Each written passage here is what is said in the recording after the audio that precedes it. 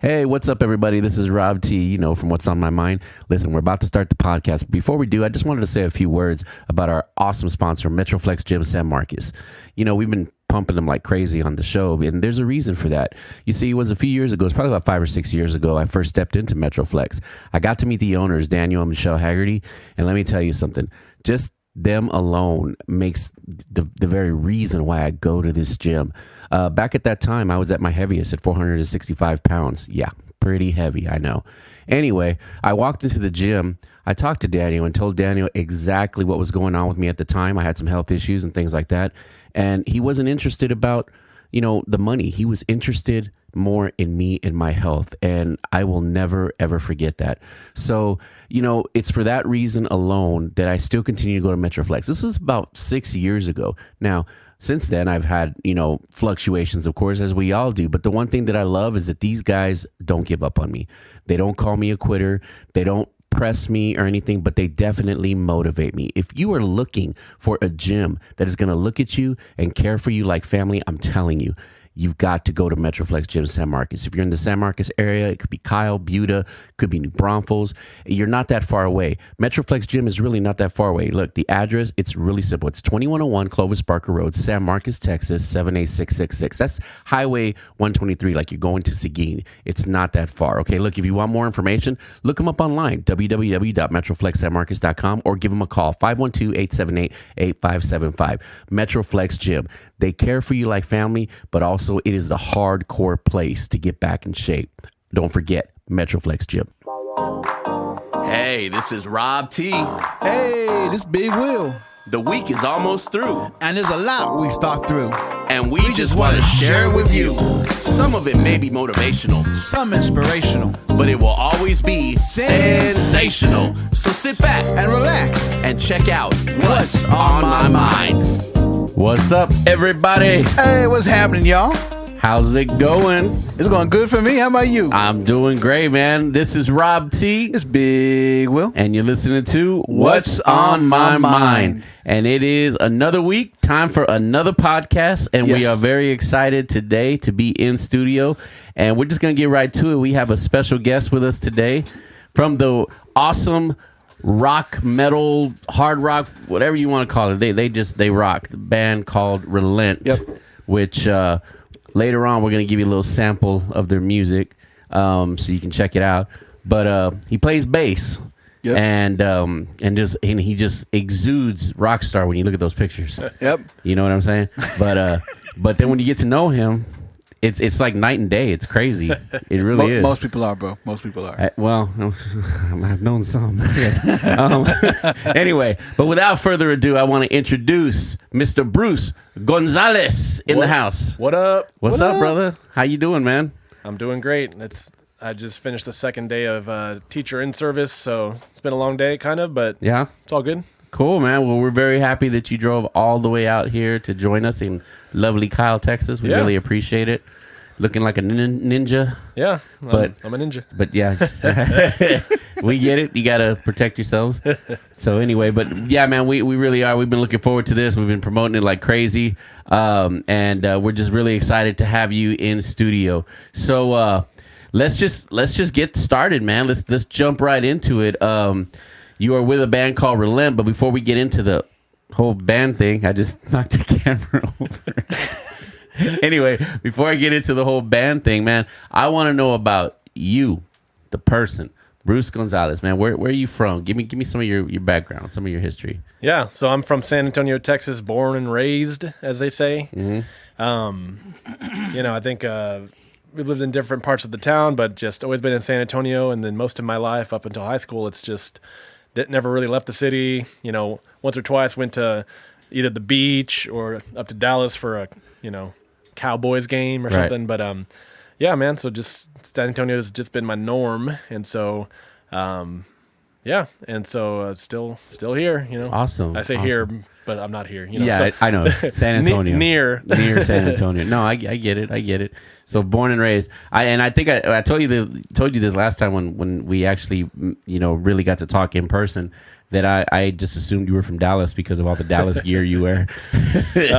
Yeah, so I got a great affinity some would say love for the Dallas Cowboys. Oh yes. I do believe they're God's team. So Oh yeah, brother, you're preaching, man. You're preaching. I can preach, but I'll try to keep it short on that. But nonetheless, I am a huge Dallas Cowboys fan. Learned that from my dad, of course. He actually had a Dallas Cowboys room. So like, Oh Really? wow. yeah, we called it the Cowboy Room. It was really Nice. a converted garage, but I wanted it was one for a while. it was painted blue and silver. He actually had now this gets a little bit borderline questionable. He had a cowboy shrine. Oh wow. That's what he called it. Yeah. And so he had like signed stuff and all this cool stuff. And he had like a helmet rack where he had, Wow. everything, like just the whole thing. And Yeah. so yeah, he was really into it. My brother and I will always tell the story about how he got so into the game sometimes that like, I remember him like getting real mad and he brought his fist down onto the table so Right. hard that some snack with ketchup on it Yeah. flew all the way up, and to this day, there's a ketchup mark on the ceiling of the Cowboy Room. So we look up there, we're like, oh yeah, that was that one time Dad was not happy with the Not Cowboys. happy with the. Yeah. So, anyways, that's just a little. That must have been in the Barry microcosm. Switzer era. Yes. And so, anyways, Good but yeah. guess. Good guess. I'm a fan. I think I remember that game too. Yeah. Oh, that's awesome, man. So you gonna inherit it one day? Yeah, so I've got my wife and I have got our own house, but I don't have a Cowboy room or shrine. I do think that's a little bit Little much. borderline. Now Idolatry. and I don't mind getting close to that border, but that's a little borderline. Yeah, so yeah. No, I definitely can understand I that. feel like she might end up painting it soon, but it's had its run. Yeah. Yeah. It's about the spirit of the room. which Yeah, is- right. There you go. There you go. That's right. That's awesome, man. That's awesome. And so you're not a San Antonio Spurs fan? So growing up, I just thought basketball was boring, and then to be honest, like it's still like compared to football, Right. in my opinion. Though I've grown in my appreciation for it. Right. I tried to stretch myself because in the off season I was like, there's just void, Yeah. Yeah. There's only so much Cowboys news in the off season, so I was like, all right. Yeah. So tried to get into more of the other sports, and so I was like, might as well be consistent. Mm-hmm. I did follow the Spurs, but I wasn't diehard, Right. Right. And so when I met my wife, or at the time, wife to be, Right. she was a fan of Dirk Nowitzki, and she was really okay. she wasn't necessarily she was more of a fan of players Okay. more than teams. Gotcha. But Gotcha. when we, like it says in Genesis, the man will leave his father and mother, cleave to Right. his wife, and they become one flesh. So Right. we became of one mind. That teams matter, Gotcha. not just players. And so, Right. but I did kind of adopt the Mavericks because she had a affinity for Dirk. Right. Got to see his twilight years, so to speak, hit the end of his career, and then the beginning of the resurgence, the rise of Luka Doncic and Yeah. Kristaps Porzingis, and so it's cool to see the coming in that we get to kind of see this new era. That's cool. So, anyways, it's just to be consistent. That's Also, when we go to visit Dallas, we can see Yeah. back-to-back games. Yeah, that's sometimes awesome. a triple header. That's awesome. Depends when the XFL is playing. So Yeah. And They just got bought out. great news about the XFL. It ain't dead.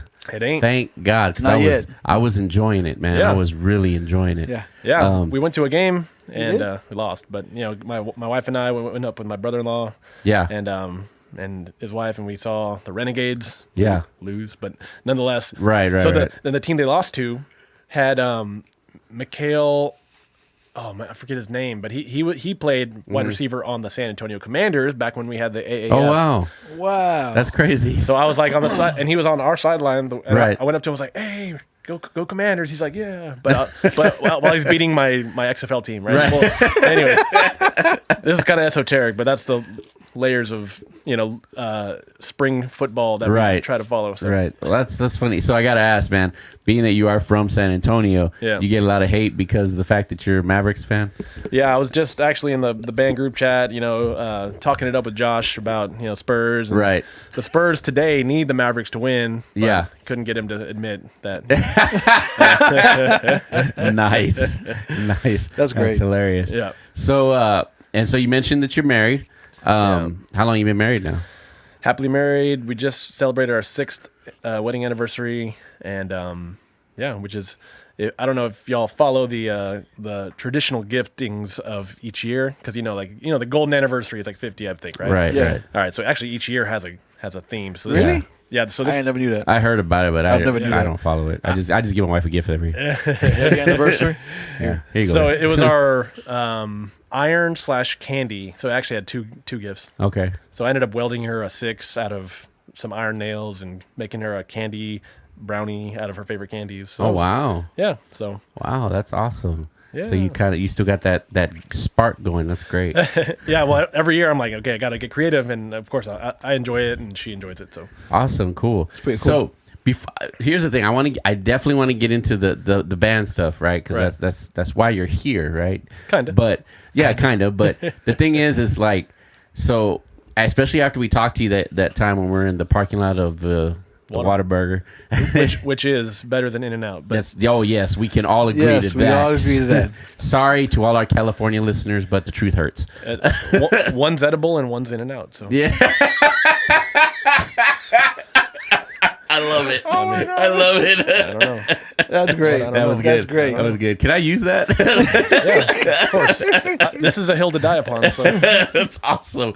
Anyway, no, but that time that we sat and we talked, man, just everything that you talked about was just so interesting, and totally not what one might think of. So, because let's just be real. If you go by just what your pictures show to someone that came upon your band, saw the pictures, and heard the music, there's already a mindset of what you think the person will be like, right? Yeah. And so, like, just looking at your pictures, you look total rock star, you look total, awesome metal dude and everything. And then to hear what like what you do for a living and the things that you're into ministry wise, it's like, bro, I was blown away by it. Yeah. So I want to talk a little bit about that before we really kind of get into the band, because I know the band is part of the whole ministry stuff, but I want to talk more about what you are doing, because and when we talked originally about you coming on the podcast, I love what you were talking about, what you said, because yeah, you're right, man. When you're looking at a rock band or a metal band or whatever the case may be, usually the ones that get the most attention are like the singer and the lead guitarist. yeah. Yep.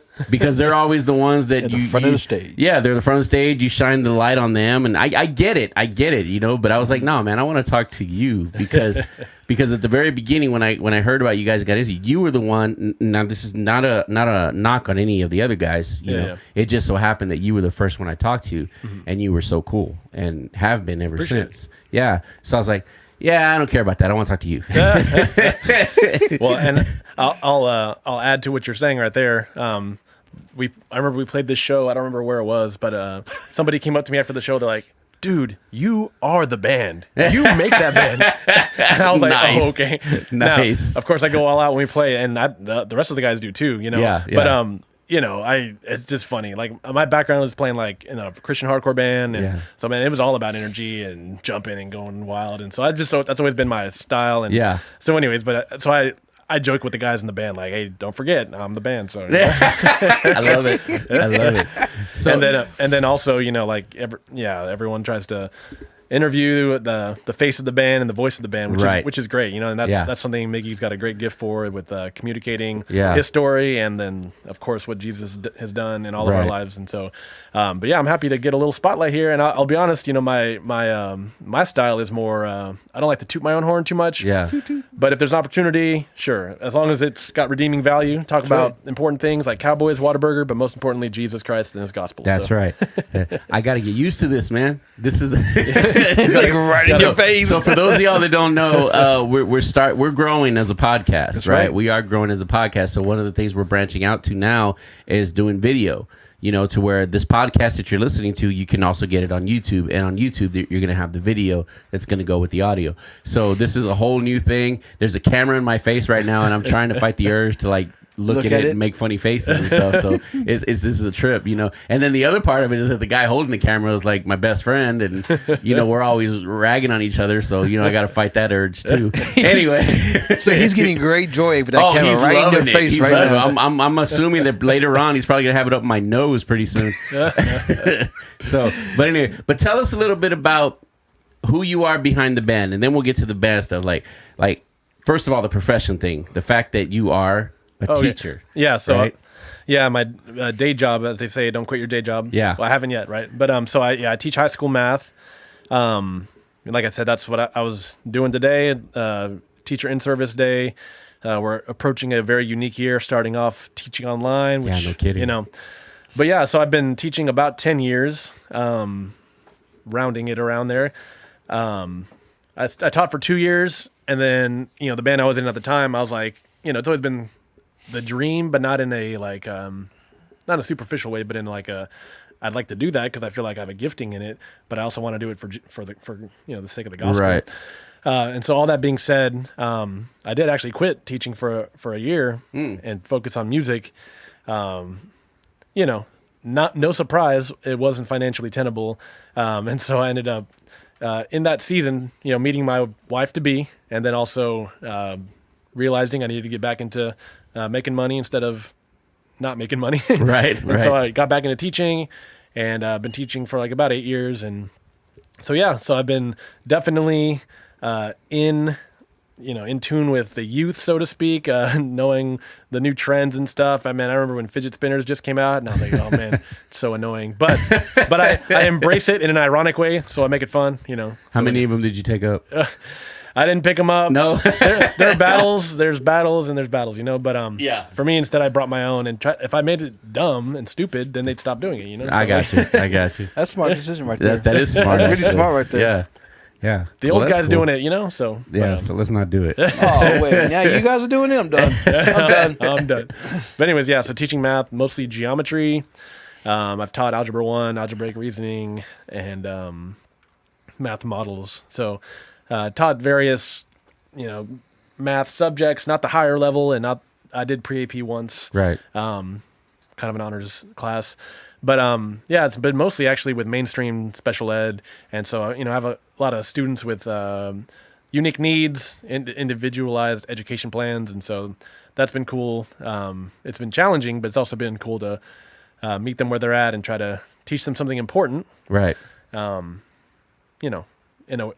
And usually it's like I tell people I'm in the business of selling something no one wants. That's a good point. That's a very good my point. constituency doesn't want it, but I got to sell it.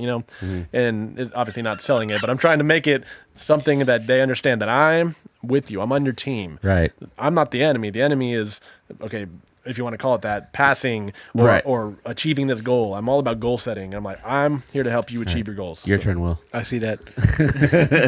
So, I'm assuming as a teacher, you've had to have the problem kids. I'm curious, how do you deal with that? Yeah, I got stories, but yeah, no, I've been cussed at. I've been pushed. I've been all types of stuff. Right. And there's times where I don't act in the flesh, so to speak, and I don't de-escalate. Sometimes it's just like you're like, man, I'm being so disrespected, and you just want to say something back. Right. But it's been a learning process to really understand that it's more than just taking the high road, but it's about like you're the adult. It's not that they don't know what they're doing, but it's essentially trolling. So when you give into it, when you react, you're playing into it, So obviously there's got to be a level of discipline, a level of keeping order, but then there's also like not everything is, again, it's picking your battles. So. Right. Definitely, yeah. Well, that's cool. So I gotta ask. We're talking about you being a teacher. Do your students know that you're in a rock band? In a rock band? So they have to ask questions with the hair, though. You know what I'm saying? Yeah. I don't know. Like they. I don't think I'm cool enough for them to really care, to be honest. Like, because there's been times where like a student's found out and they're like, they shrug. But then there's been other times where a student has found out and then they follow the band, and that's actually opened up opportunities to kind of have important conversations, and they've opened up in certain ways. Of course, nothing inappropriate. Right. And it's been cool to kind of let the band from afar minister to them instead of me directly, because that's not something that I necessarily can do, right? And wouldn't do in a school setting, right? Yeah. Right. And so there's a line, and so it's about honoring God first and foremost by doing my job first and foremost. Not neglecting the teaching of math for my own personal desire to really teach what I think is far more important, right? The gospel, right? But that's how I honor God. It's following through with what I've set out to teach, and when opportunities present themselves, great. but it's all in His plan, and I'm just trying to be faithful. That's awesome. That's my big focus, being faithful. That's awesome. So before we get into the music part of it, you have other ministry things or avenues that you do. You have your own ministry that you told us about that is phenomenal, just from what you described. Thank you. And I'm excited about being able to sow a seed into that here really soon. Thank you. Got to get the whole house thing done first, but then after that, but then after that, I definitely, because everything that you were talking about, it's like you're dipping into so many needs that need to be done. And I think as Christians, sometimes especially on social media, you get on social media, you put your voice out there, like, this is not right, and this is this, and this is that, but you're taking it a step further and actually doing something about it, be it, it may not seem a lot to some people, but at least you're doing something, and you're not just sitting on your couch being a keyboard jockey about something. You know what I mean? Yeah. And when you were, I know I didn't say this to you last time, but I'll tell you now, when you were talking about that, especially when you talked about the abortion clinic thing, bro, I just touched me a lot. Yeah, I had a whole. I mean, I respected you to begin with, but the respect went higher after that. I just really, really respect that. I really admire that, and it's very inspiring too. Yeah. To hear that. So please share a little bit about it. Don't give the PowerPoint version, because we don't have that kind of time. I know. Yeah, no. So the condensed version for sure. So at the beginning of the year, we started officially a ministry called Unchained Ministries, which the name is taken from 2 Timothy 2:8-9, and which says, "Remember Jesus Christ, risen from the dead, descendant of David, according to my gospel, for which I suffer to the point of being chained like a criminal. But the word of God is not chained," or that Greek phrase "udeo" means not chained or, unchained. So Micah says, "Relax, you're gonna shake your leg off." I'm all about the ghost leg. And I don't know if I learned it, if it's genetic, or I learned it from my dad. But he was just like always like, blah, blah, blah. As long as it's not picked, as long as you don't hear it, that's what matters. So anyway, go ahead. I'm sorry, had to say it. Which, speaking of nervousness, like, before we play, sometimes we'll be like, "Oh man, I'm kind of nervous." I'm like, I never even think about that. Like, it's mainly because, like, for me, it's just hair flying everywhere and whatever. Yeah. So like, I don't even see, when I'm at shows, I'm like, I don't even know what happened, because I'm just too, my head's going everywhere. Right. So, but anyways, yeah, man. So all of that. Now I'm all self-conscious about my legs. So anyways, so what was it? Where was I? So anyways, yeah. Out of 2 Timothy 2:8-9, you get the idea that the word of God is not chained or unchained. And so it's, it can be kind of, it could be taken the wrong way, where some people think like, oh, God's here to free us from our chains and our bondage. In a sense, right? Spiritually speaking, we're slaves to sin. We are unable to do the will of God. We are, the heart of man is deceitfully wicked and desperately sick. Who can understand it? As it says in Jeremiah 17:9. So all that to say, that's our state. And so in a sense, we do need to be unchained from the shackles of sin, right, as a lifestyle. But ironically, what do? We become slaves to righteousness. Yeah. So that's what it says in Romans. But all that to say, it's actually about the word of God, the gospel, the proclamation of the good news that Jesus Christ has lived the perfect life, his active obedience, that he lived the life that we should have lived, and that he died the death that we deserved in his passive obedience. And in his fulfilling of the law and his dying in our place, that sacrificial death, for those who would believe, they would have that eternal life promised, that they would be part of God's in his presence for all eternity. Amen. And man, that's the good news, and that good news is unchained. It can go anywhere, everywhere. Yeah, for and sure. Obviously, we see that in the book of Acts. Recently doing a study with Miggy and the pastor of his church. We went through Acts. We're studying that as a band as well. But he went on all these missionary journeys, and he was not bound, even though literally he was bound. Right. The word of God was not bound, and and so that's the idea of the ministry. And so you already alluded to some of it, but basically since 2015, I graduated from seminary, and I've just been doing various things. I would see a need or an opportunity, and God's call in my life has been faithfulness. And so I'd see it. It would be prayerfully, and it would be me figuring out how do I do that, and finding ways, finding avenues, getting connected with the right people, and then seizing those opportunities. And so just to kind of do a list, because each of these I could really expand on. But Right. I've been active in ministry on the campus I teach at. So we have what's called I Am Second groups, where they're student-led groups, where the students are able to have a safe place to talk about the gospel and the word and worship. And there's been some really cool fruit of that. Students getting into evangelism. Just this past Saturday, I was with a student, with his parents' permission. We were just going door to door, talking to people about Jesus and training him on how to share his faith. That's awesome. We've been doing ministry at the jail in BCSO, the Bexar County Jail, sharing Jesus there. We had a discipleship class every week, before COVID-19. Pre-COVID. Pre-COVID, that's PC. Yeah. Not BC, but PC. So anyways, but yeah, so that was a great opportunity to teach guys the faith, the Bible, and to equip them to do evangelism themselves. Was doing ministry out at the Roy Moss Youth Alternative Center, which is similar to like an orphanage idea. It's really more like a group home, kind of ministering to these kids, playing sports with them, investing in their lives, showing them that someone cares outside of people that are required to be there, and also giving them the word, giving them a devotional, exposing them to the truths of God, and that's been really cool. Been doing missions and outreach and evangelism, specifically to cult groups, specifically the LDS Church, Mormonism. Love them with all my heart. They're great people, and they're not all the same, so it's not monolithic. But it's been engaging with Mormon missionaries and the Mormon people out in Utah, doing mission trips every year. This year, obviously, that A little different. a little different. So, but I've been able to engage with some LDS ministries over Zoom recently, and that's been fun.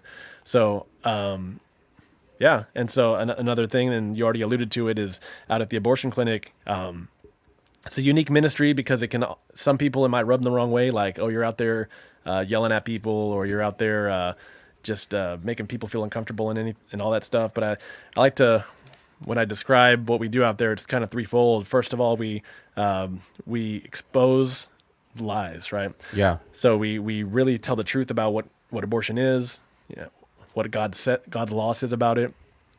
And so we don't shy away from the truth, right? Right. So the truth is that, abortion is murder, and God is holy, and there's judgment coming. And that's the truth for anyone. We're all sinners in God's sight apart from him.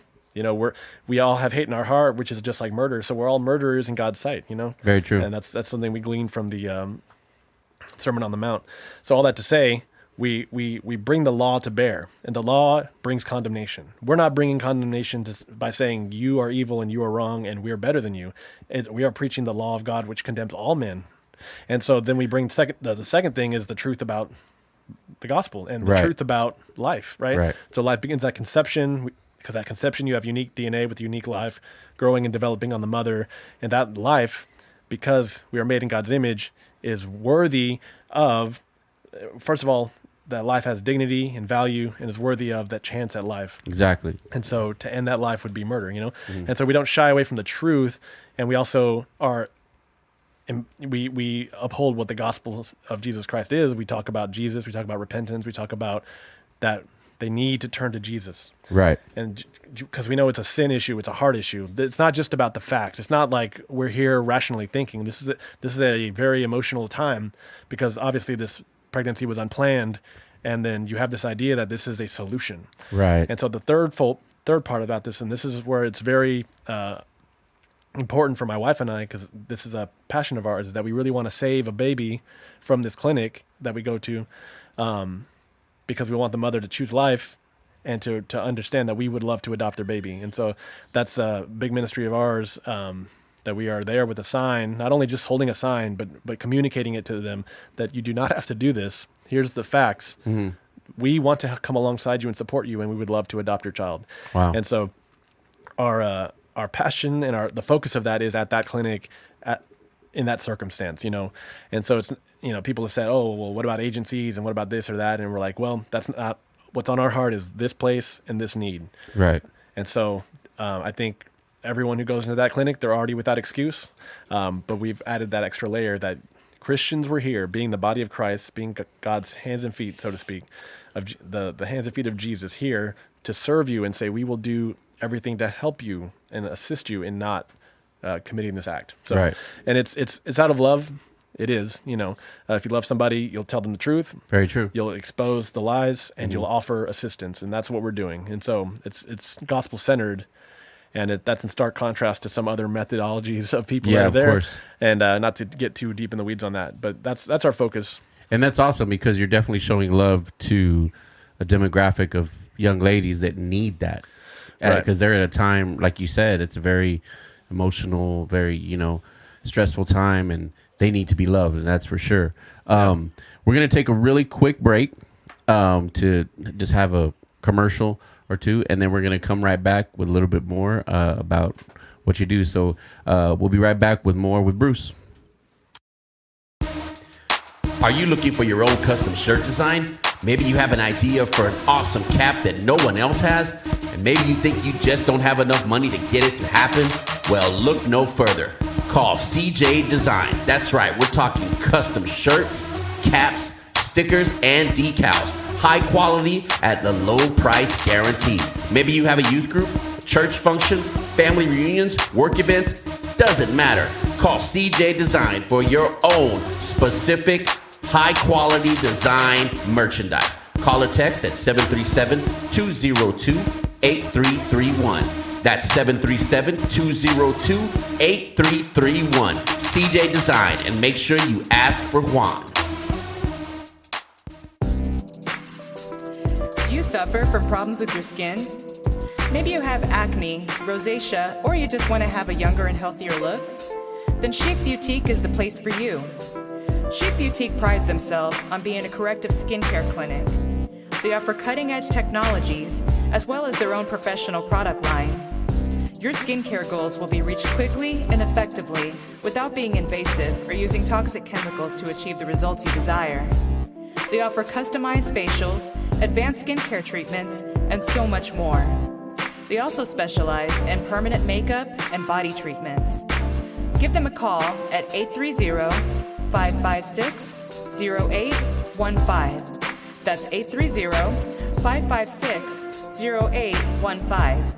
Stop by and talk to them in person at 2115 Stevens Place, Suite 1010, New Braunfels, Texas 78130. You can also find them online at www.chicboutique.org. That's www.chicboutique.org. And guys, don't feel left out. There is a treatment for you too. Don't knock it till you try it. Start your skin journey today by calling Chic Boutique. Starting a business can be very challenging. Man, starting anything can be challenging, even a podcast. When we started our podcast, we had a lot of hurdles we had to go through. But I tell you what, Will and I are so thankful to have an awesome team of people helping us along the way. And one of those people, well, actually one of part of the team, is Blue Orchid Design Company. They helped us out with an awesome logo, and you guys have seen it every week when you listen to our podcast. They do web design, graphic design, esports logos, business logo creation, product mock-ups, and business consultation. You got to contact them today. For more information, go to goorchid.com. You can also find them on Facebook at facebook.com/Blue Orchid Design Company. This is the team that Big Will and Rob T trust. Give them a call today. All right, we're back here on What's on My Mind. Before we continue with Bruce, I didn't mean to do that, Bruce, I'm sorry. I'm over here blinding him with my camera. I was trying to switch it around. I wanted to say a quick little message just to let you know this next segment is sponsored by one of our sponsors, which is Collector University. And as you can see, I have here the Funko Pop that I got from Collector University. Man, they've got some awesome hauls right now, and if you want to see these hauls, you need to go find them on Facebook, on Instagram, and just search Collector University. Professor J is racking them in. We've got tons of stuff on there. And listen, anytime you order something from them, like I ordered this beautiful thing, it's a light up Darth Vader Funko. I know it's hard to see with the box, but I got an extra gift, and they do that over there at Collector University. This was my extra gift. Check it out. Little Hulk Hogan, man. Yes, this is awesome stuff. So he's got some merchandise he needs to move, so you guys need to go check it out. You can also find him on eBay. That's where he sells his stuff, and that's Collector University. Professor J is the man. He will hook you up. So also our sponsor, Silver Spoon, over in New Braunfels, Silver Spoon Dinner Theater. You can't go wrong for date nights. You need to go check out Silver Spoon. For more information, call them at 210-865-3711 or go online at silverspoon.com, SYLVER spoon.com. They are located at the Texas Ski Ranch upstairs, 6700 North I-35, New Braunfels, Texas. That's Silver Spoon. All right, so continuing our discussion, we are here with Bruce Gonzales from the band Relent, and he just got through, and I'm blinding you again, I'm sorry. He just got through talking to us a little bit about the ministry that he's doing, Unchained Ministries, and all the aspects of it and this stuff that he does, which is awesome. Yeah. And I highly recommend you do a search, or we'll even post up later on the link to the webpage and whatnot, and maybe we'll get some people out there to put seed into your ministry, man. And maybe we can't do the things that you do, but we can definitely plant a seed and help you to continue doing what you do. Yeah. That's how I see it. So, but let's get down to the nitty gritty, as Nacho Libre would say. So just to wrap up some of the stuff go for it, man. that Unchained does. And so the other part is, by God's grace, through the seminary education, I've been able to do some teaching gigs here and there at churches, my church and other churches, and that's been a great service to glorify God with that. I don't know it all. I don't even know most of it or a lot of it, so to speak. But what God has blessed me with, I've been able to teach, and that's my profession. I do also think it's my spiritual gifting as well. And then last but not least, obviously, is Relent. We've had great opportunities to get Bibles in people's hands, share our testimonies, share the gospel, and see lives changed. And there's so much going on that we don't see. Sometimes it just trickles in with messages like, oh man, this has really impacted me. This has really been important. And so Unchained Ministries has been a great way to kind of help Relent push the ministry aspect. And you talk about sowing in, and so since Unchained Ministry has started at the beginning of the year, it is a nonprofit underneath Time for Christ Ministries, and they have different ministries underneath them, like the jail chaplain. They do medical missions, they do church planning, homeless ministry, all this stuff. And so Unchained Ministries is just underneath that umbrella. And we have a board, and that's underneath another board. So long story short, we it's a nonprofit, and so we're NFL. You lost your camera there. But long story short, we are trying to raise funds to be so I can be fully sent to be doing full-time ministry.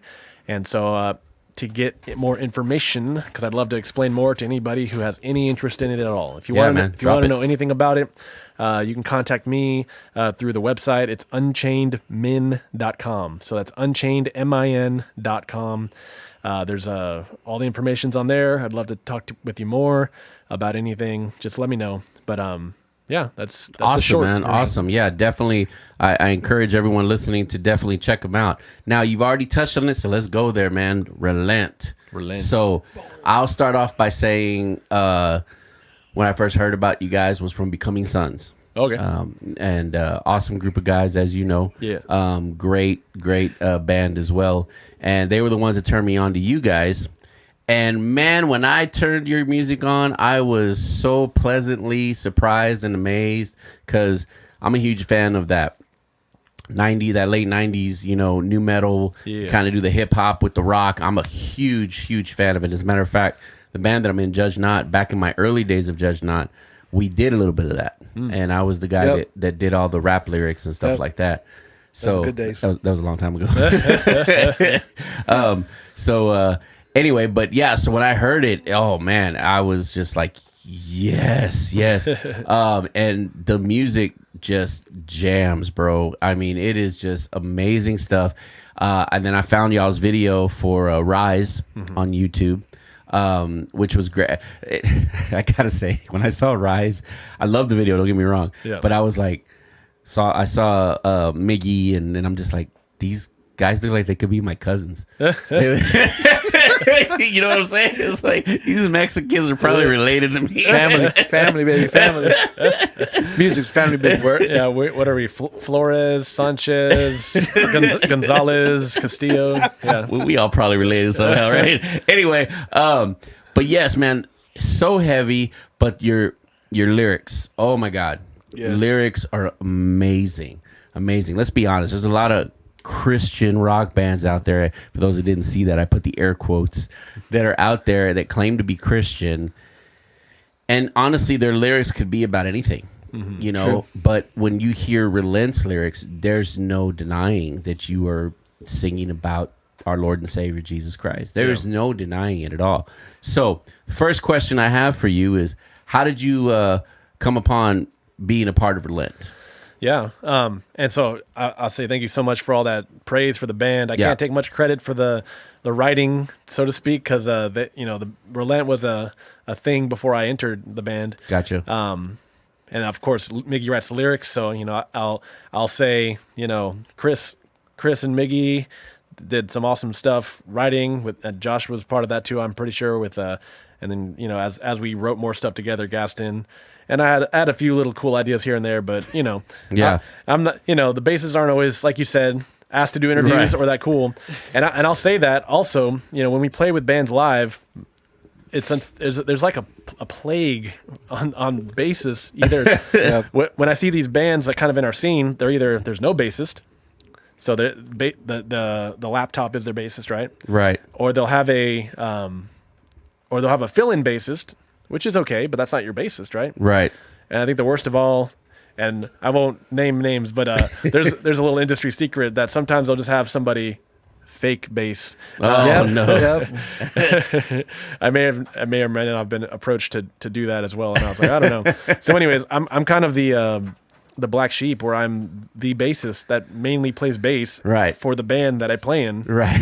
and that's it. And it's like nobody cares about bases. Yeah, and so I'm getting all special treatment today. No, I don't know, dude. but all that to say, so how did I get into Relent?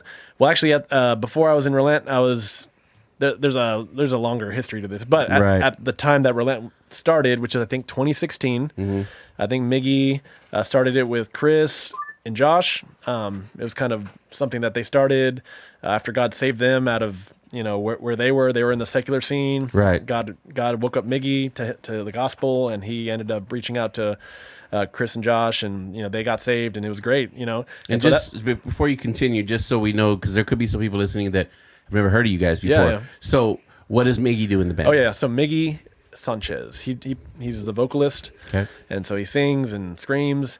And then Josh Pacquione, I actually don't know if that's how you pronounce it, but that's how I'm going to pronounce it. So he plays guitar. Chris Castillo, he also plays guitar. So we got two guitarists, and Gaston Flores, people call him G. He plays drums. Is it true that no one drums like Gaston? Yeah, not that I know of.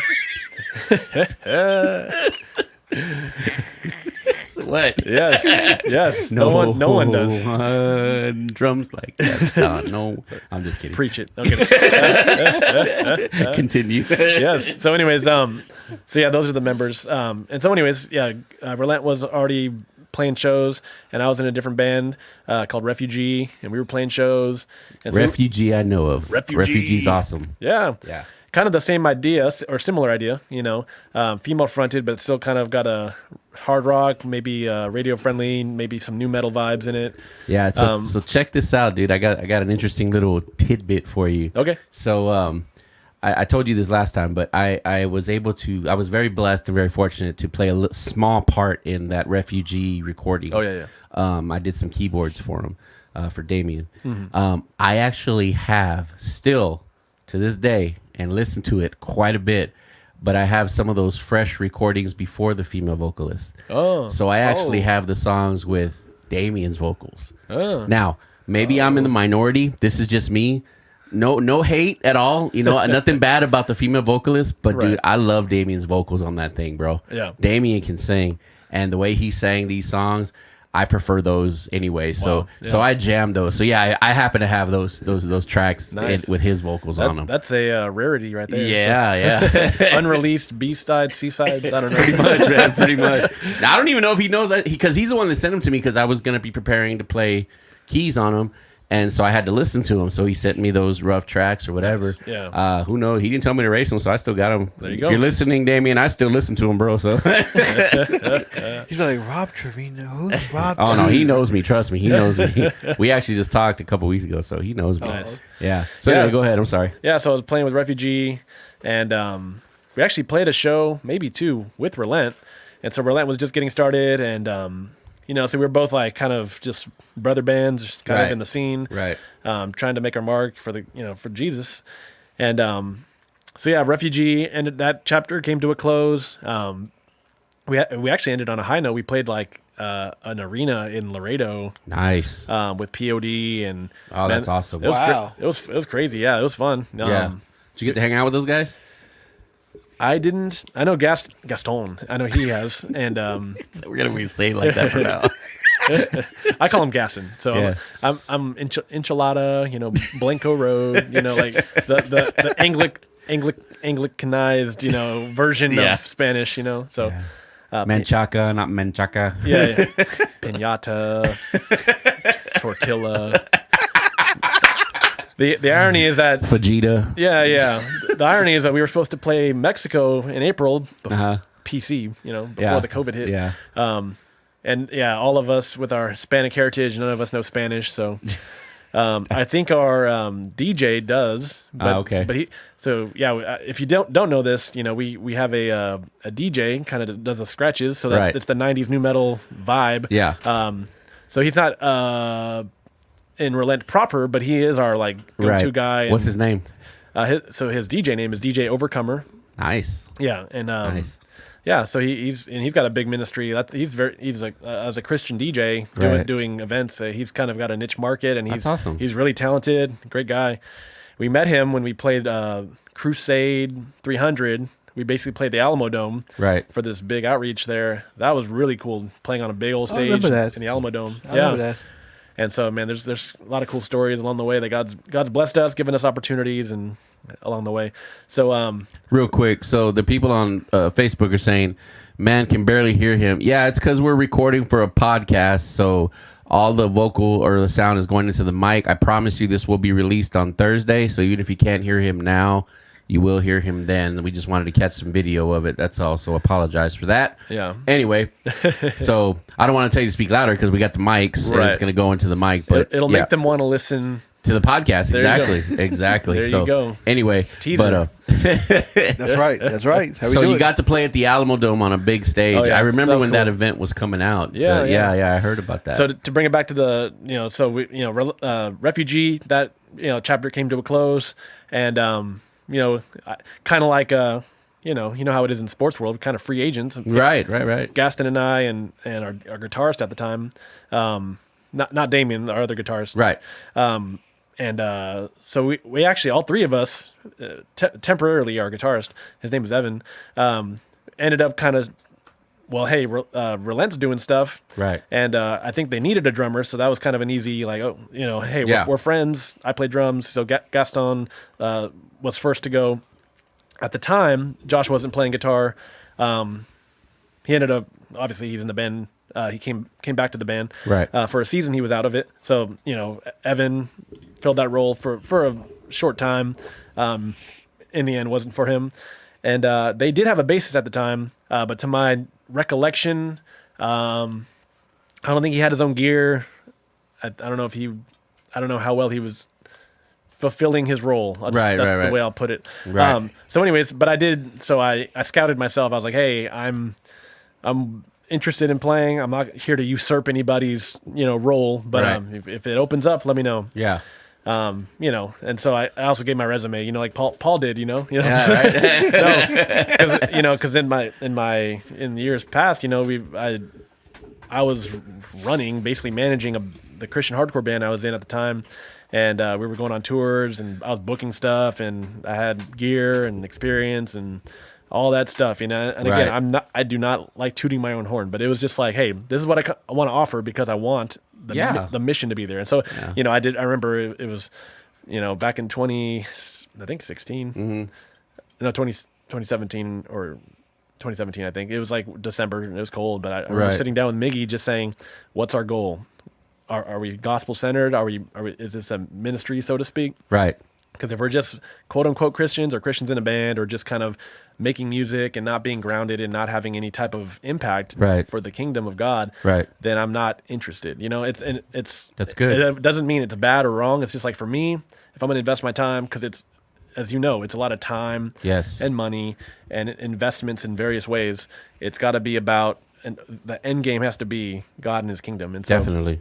So that's kind of how I got into the band. Eventually the position opened up and we've been going ever since, and just, it's been God blessing us and challenging us in many different ways over these years. It's about kind of like three years of touring, Right. This is our third summer doing stuff. So the sound of the band, now, did they already have that new metal-ish sound when you came in? Yes, they did. And so, I had been in a very kind of, there's a lot of, there can be elitism when in hardcore. So like when I was in this hardcore band, it was all about like just being the purity is not the right word, but like in just having this distinct sound and being old school or whatever. Yeah, if you're gonna be hardcore, you're gonna be hardcore, or being novel or paving a new path or whatever. But, so I was in this like very subculture mindset, very like you don't think like few bands are terror or whatever, like that, or like maybe the Ghost Inside that are successful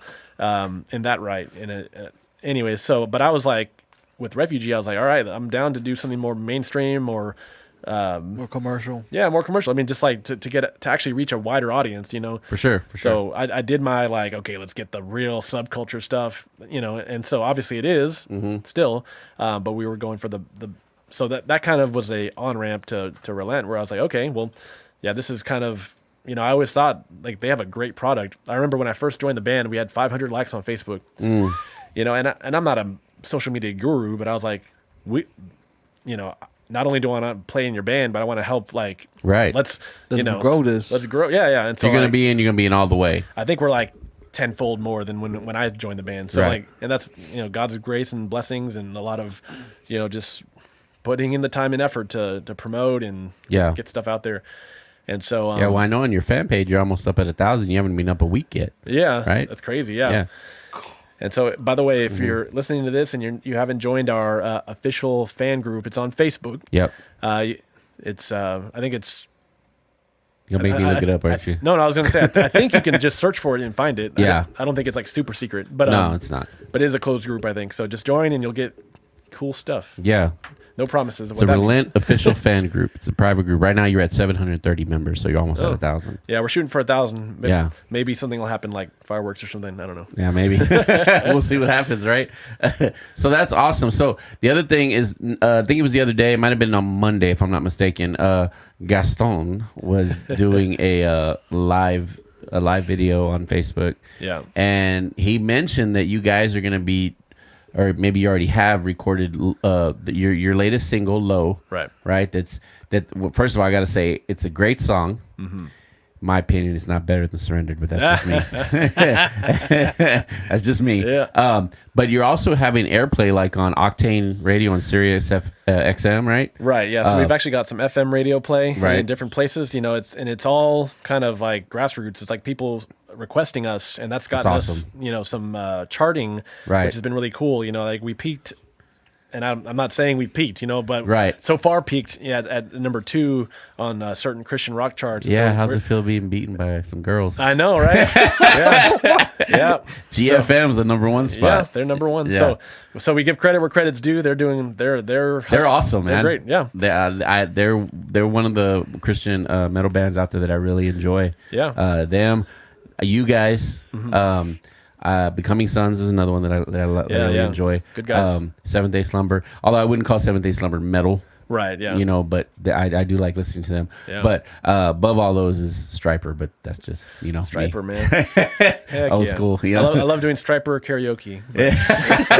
Nice. I pay to see that, bro. Belt it out. Oh, dude, you don't have to pay me to do karaoke if you know me. That's awesome. So yeah, when we go on tour, I always I have a karaoke like type machine. Really? And we stop somewhere and it's just like, let's get it going. Man, I hope I can go on tour with you one day. I just want to see that. It could be a local show. We'll just do it there. So. That's awesome. So going back to what I was saying, you guys. So what Gaston said on the live feed was basically that you guys recorded a Spanish version of Low. Yeah. Well, and so just commentary on Low. So we independently put out a album called Heart Attack. Right. We signed with Rockfest Records recently, and they re-released it with 2 new songs that were not on the original. One of them was our cover of DC Talk's Jesus Freak. Yeah. Which is the ultimate new metal song. Okay. Yeah. And hey, you know what? I think that version is pretty dope. Yeah. Me and Rob had a private conversation about that I'm not allowed to mention in this room right now. You had to bring it up, dude. You had to bring it up.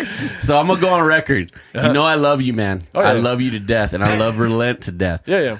And I'm just saying. I'm just saying. Me personally, I think Becoming Sons version is better. That's just me. That's just me. I'm just saying. That's all. I've never heard their version. I've heard Relent's But in version, all fairness, and I really do like Relent's version. Everyone needs to check out the Becoming Sons version. In all fairness, though, you guys have recorded it. I don't think they have. Right. Is the thing. So yeah, I don't know if they did, but I know they started playing it live first, and that was crazy because we're like, they're playing it and we're like, man, we've been talking about this for years and we already recorded it, but they're playing it already. And so it was like a whoops. But it's like, okay.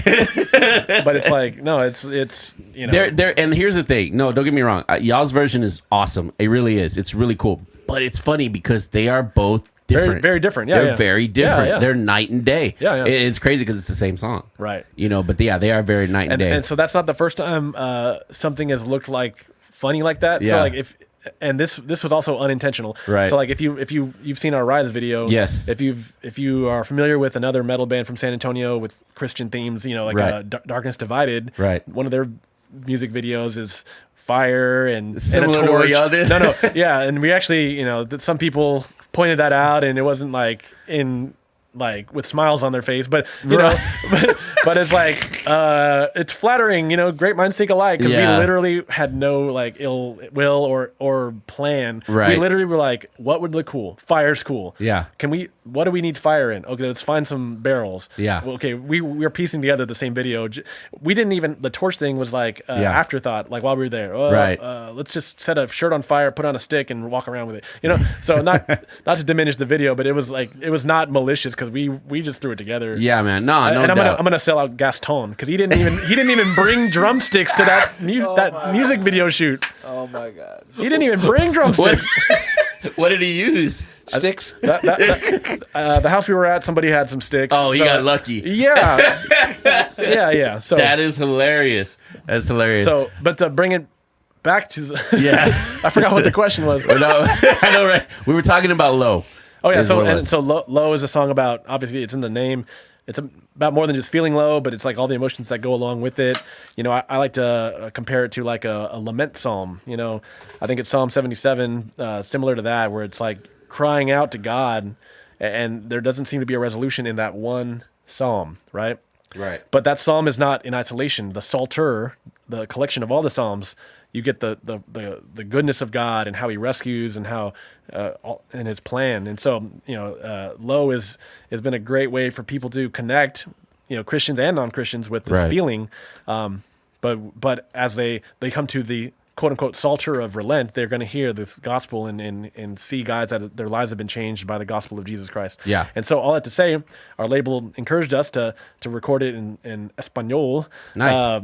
And so that's what we did. It's and actually, yet y'all don't speak Spanish. and none of it, no. But we can sing a translation that we are confident has been translated correctly by others, right? And it's actually, so it's called Decaído, which that's my best accent right there. That was good. Which isn't a perfect translation of Low, but that's So decaído. yeah, there it is. So that's it. And I wasn't prepared to promote the song, but there is a release date somewhere. You'd have to join our That's official fan That's group, right. And you'll get the lowdown on it. You will know. You'll have the Decaído. Yeah, that's that right. That's lowdown. right. So you guys are basically the modern day Richie Valens singing in Spanish but can't speak it. Something like that. Yeah, I don't know. I'm old. I've seen La Bamba. I don't know how many times, but I know that's what happens in Bamba, the movie. Selena. Yeah, So- none of them speak Spanish, right? Basically, that is our speaking in tongues. You know, Right. Yeah, a foreign that's tongue very true. to try Very to true. reach people with the gospel. Yeah. it needs an interpretation. Yeah. You know, so all That's these things. that's very good. That's a good one right there. That's awesome. So okay, so so you guys are now caught a tour coming up, right? Like Yes. kind of, or So it's gonna the tour is announced. The dates will be released soon.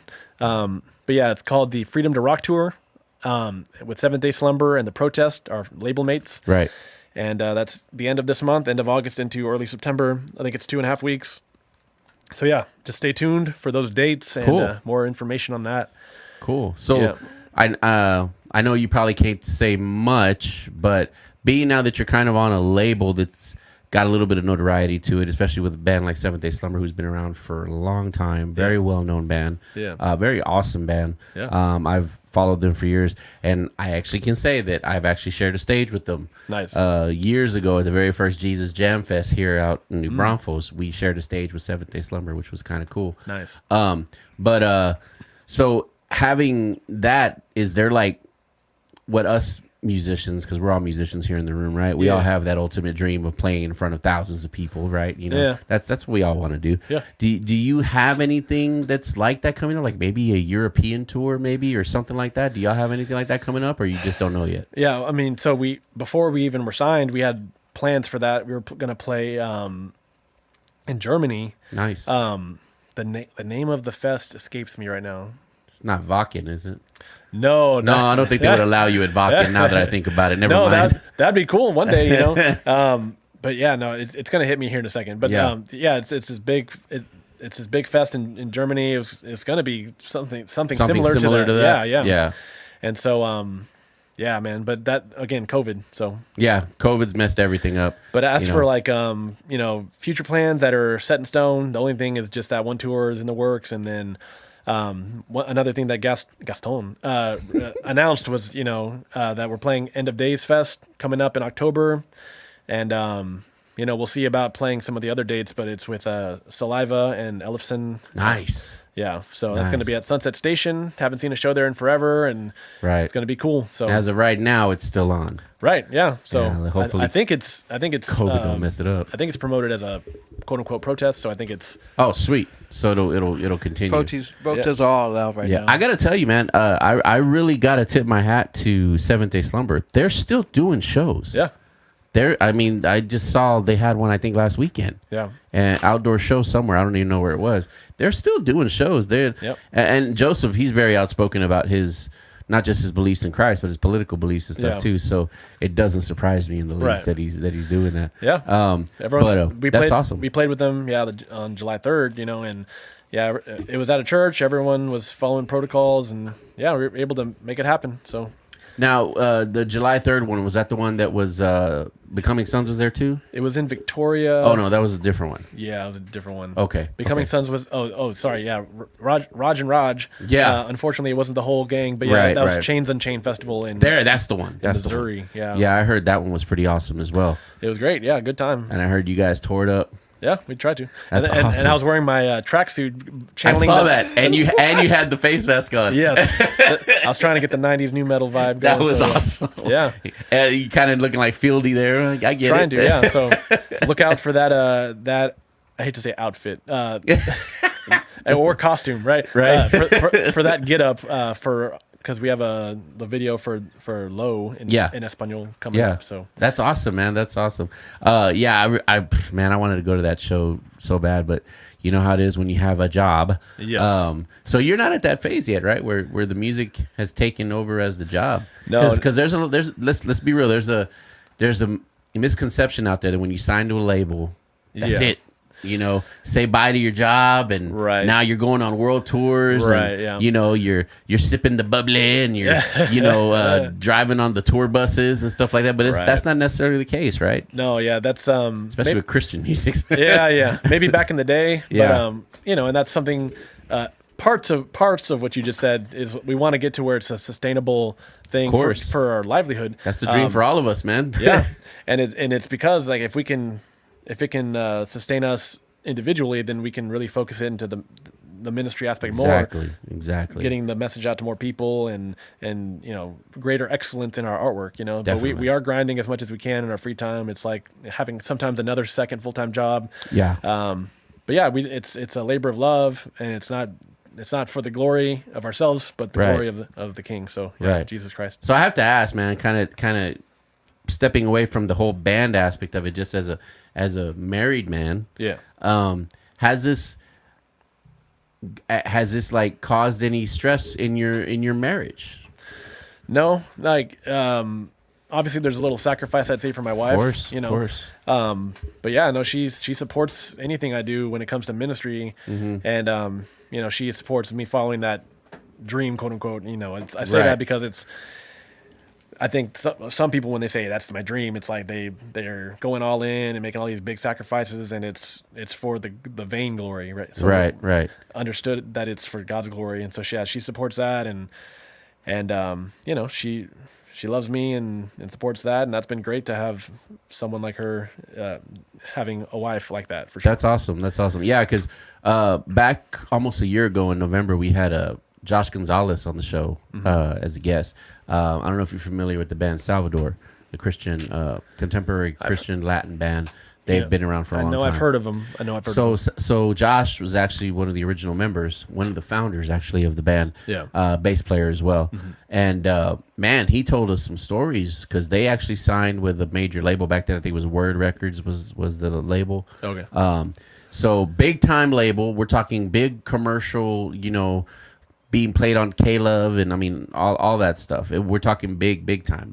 He's toured all over the world, and it was really interesting to hear his stories about how the Christian music industry, and I want to make it clear, this was at that time. Right. This is not talking about now, but back at that time, all those years ago, how it wasn't very different from the secular music industry. Yeah. And I was really surprised by that. I was just like, really? Some of the, vices and things like that crossed over to even the Christian scene. It's just like the music business is the music business. But I do know that being that this is a label, because this is Joseph's label, right? Yeah. Yeah. Being that he's the head of that label, I know he's about ministry, man. Yeah. I've followed him enough to know that he's about winning souls. He's about getting the gospel out. And just hearing you talk about your ministry and everything, I think that was like the perfect label for you guys to be a part of for sure. We're really blessed and fortunate to be partnering with Rockfest Records, and so there's definitely a business aspect to it, Of course. So it's and so I know some people have felt burned. I know with my old band back in the day, the hardcore band I was in, right? We didn't, there were some label disagreements, and right. In the end, like you abide by your contract, right. And sometimes it feels wrong, sometimes it feels, a certain way, but we're trying to honor what we've signed, and so it's about getting it right from that get-go. Awesome. Then honoring it from there. So awesome. So check it. We need to take a second break. Okay. To do a little bit more. We got a couple more commercials to air for our sponsors. All right. We're very fortunate. We've just acquired another sponsor that in the next couple of weeks we'll be airing their commercial. We're not ready to name them just yet, but I just happened to come across this sponsor by accident, and it was quite the awesome thing to do, so I can't wait to actually mention them. But for now, we're going to give you a word from our sponsors, and we'll be right back. When we come back, Bruce, let's answer some of those questions we got off of social media. Okay? Sounds good. So we'll be right back with more with Bruce Gonzales after these messages.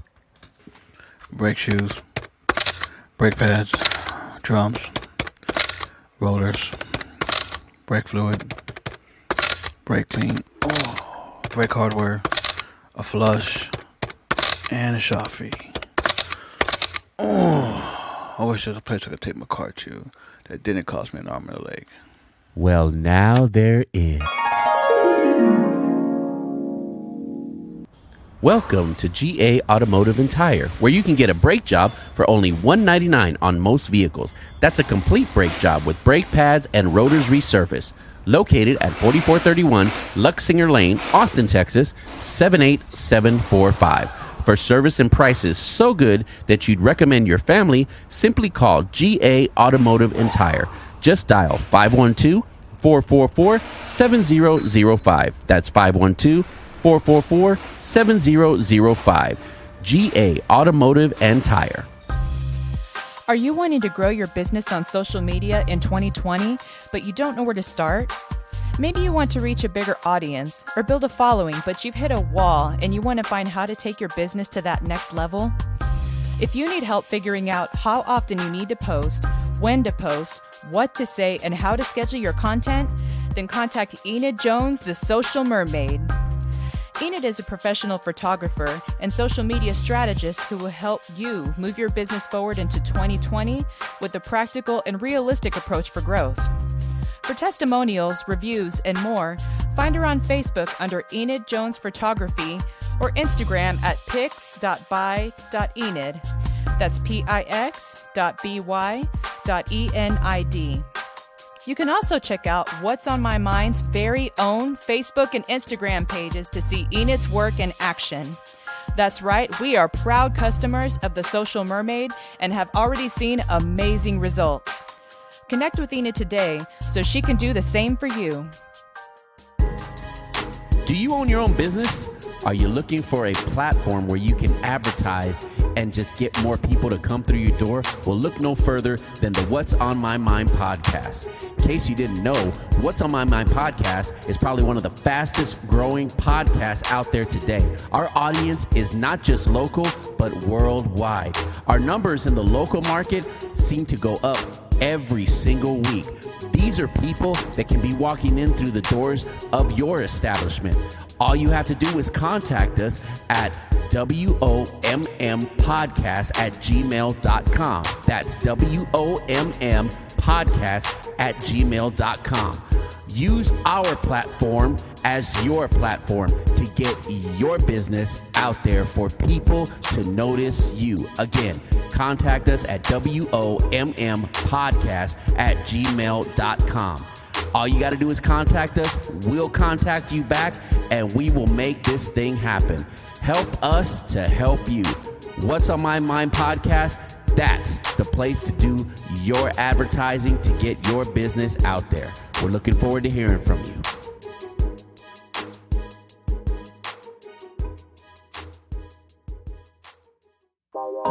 Hey, are you a super fan of the What's on My Mind podcast? Are you ready to show it off? Well, now you can, because we've got official merchandise. You need a t-shirt so that your friends can know who you listen to? All you got to do is contact us, wommpodcast@gmail.com. We got shirts, we got cups, we got stickers, all for you. Contact us today.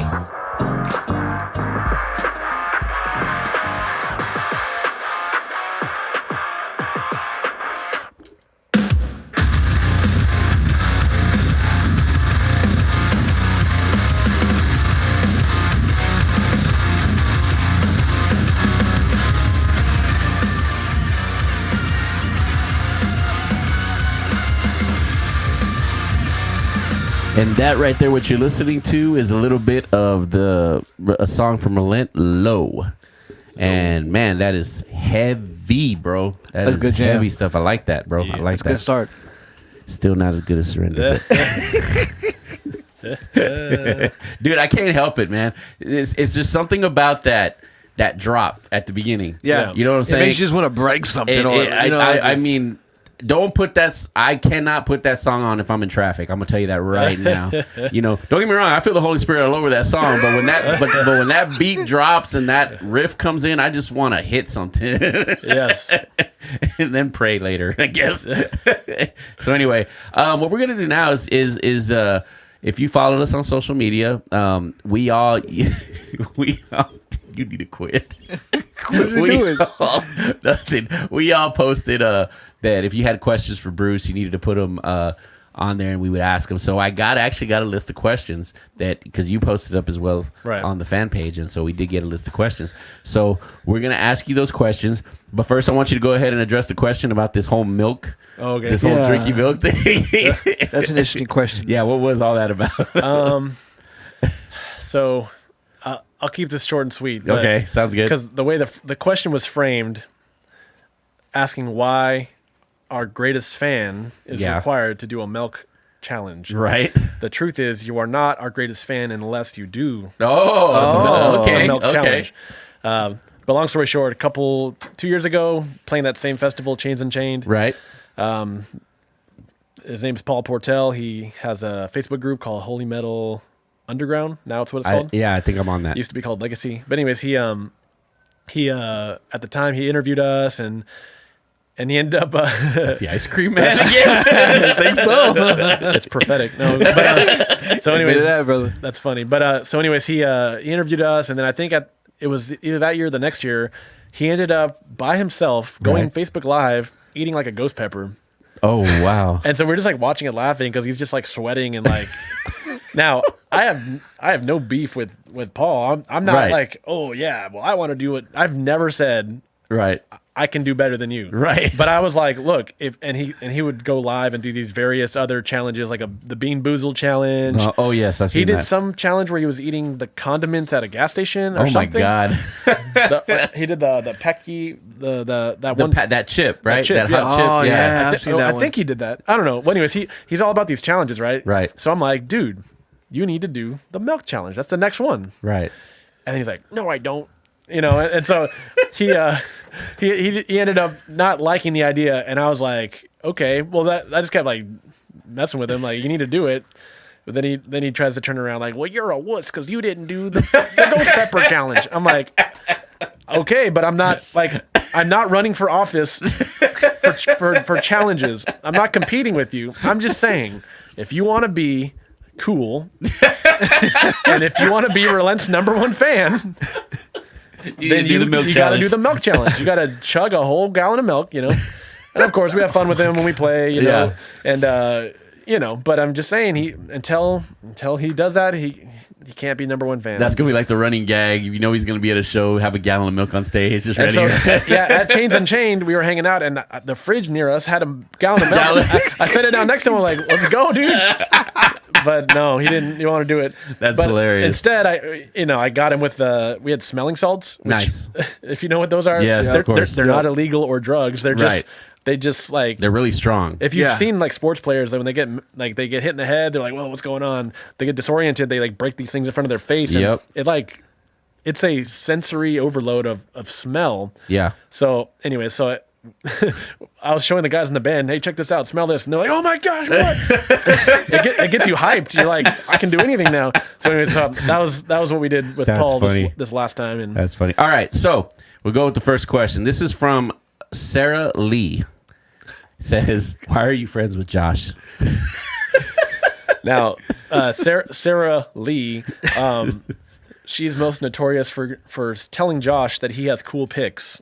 Okay, that's her shtick. So, so anyways, and which I find humorous as well. So I love Josh. Actually, I was in a band with Josh before I was really friends with Josh because I got to know these guys once I was in a band with them. Like for me, the most important thing is, okay, where's your faith? And then we'll work out the details, Right. Because, when you're in a band together, it's like a family, Of course. And literally. so anyways, I'm friends with Josh because of the band, so to speak. But I've really grown close to him. We cut up, we talk about Cowboys all the time, big Cowboys fans. We may not see eye to eye on the NBA, but it's whatever. And, and then of course, me and him play Fortnite a lot. So just, Fortnite. I know that's. You just got John excited. You're a Fortniter? And if you want to play with us, let us know. Cool. It'll be fun. So anyways, so why am I friends with him? He's a cool guy, So maybe his siblings should have grace on him and show him some love, So all right. Next question is from Matt DeSosa. I hope I said that right.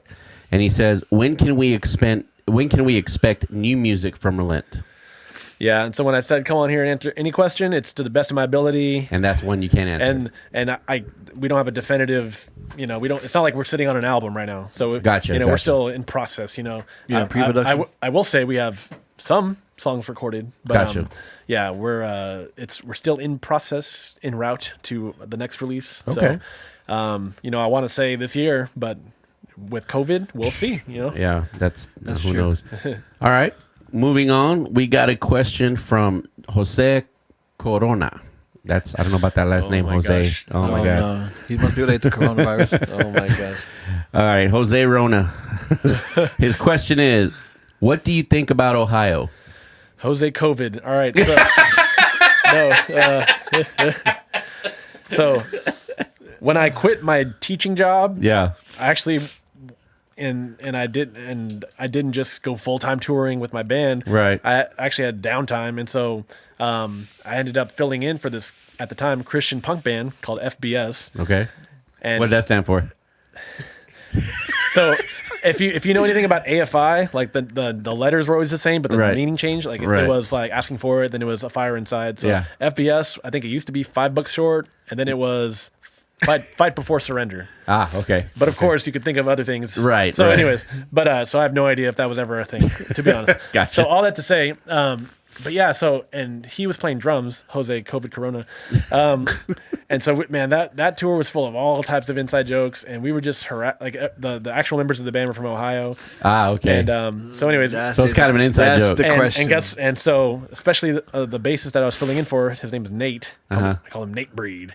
Anyways, he just always trashing Texas and always trashing Whataburger. wow. So when you trash Whataburger and Texas, Then it's you- on. you- yeah, fighting just words messed right there. up, man. That's fighting words. So Ohio is, I guess, one word boring, and that's it. So, Nice. I mean, do we need to dignify Ohio with more than that? I don't think so. I mean, no- come on. You got Cleveland in Ohio, and what's their team? The Browns. Browns. That says it yeah. all. That says it all. So obviously, there's like Canton, Ohio. There's some cool stuff in Ohio, but it's just not Texas. that's right. And that's it. If you're not Texas, it's just It's not not. cool. It's not God's land. So All right. Okay, moving on. Now, this question I really like, and I really want to hear the answer to this one. And this is from David McJunkin. Love the last name. yeah. It says, Bruce, what were the first 5 bands that got you into metal?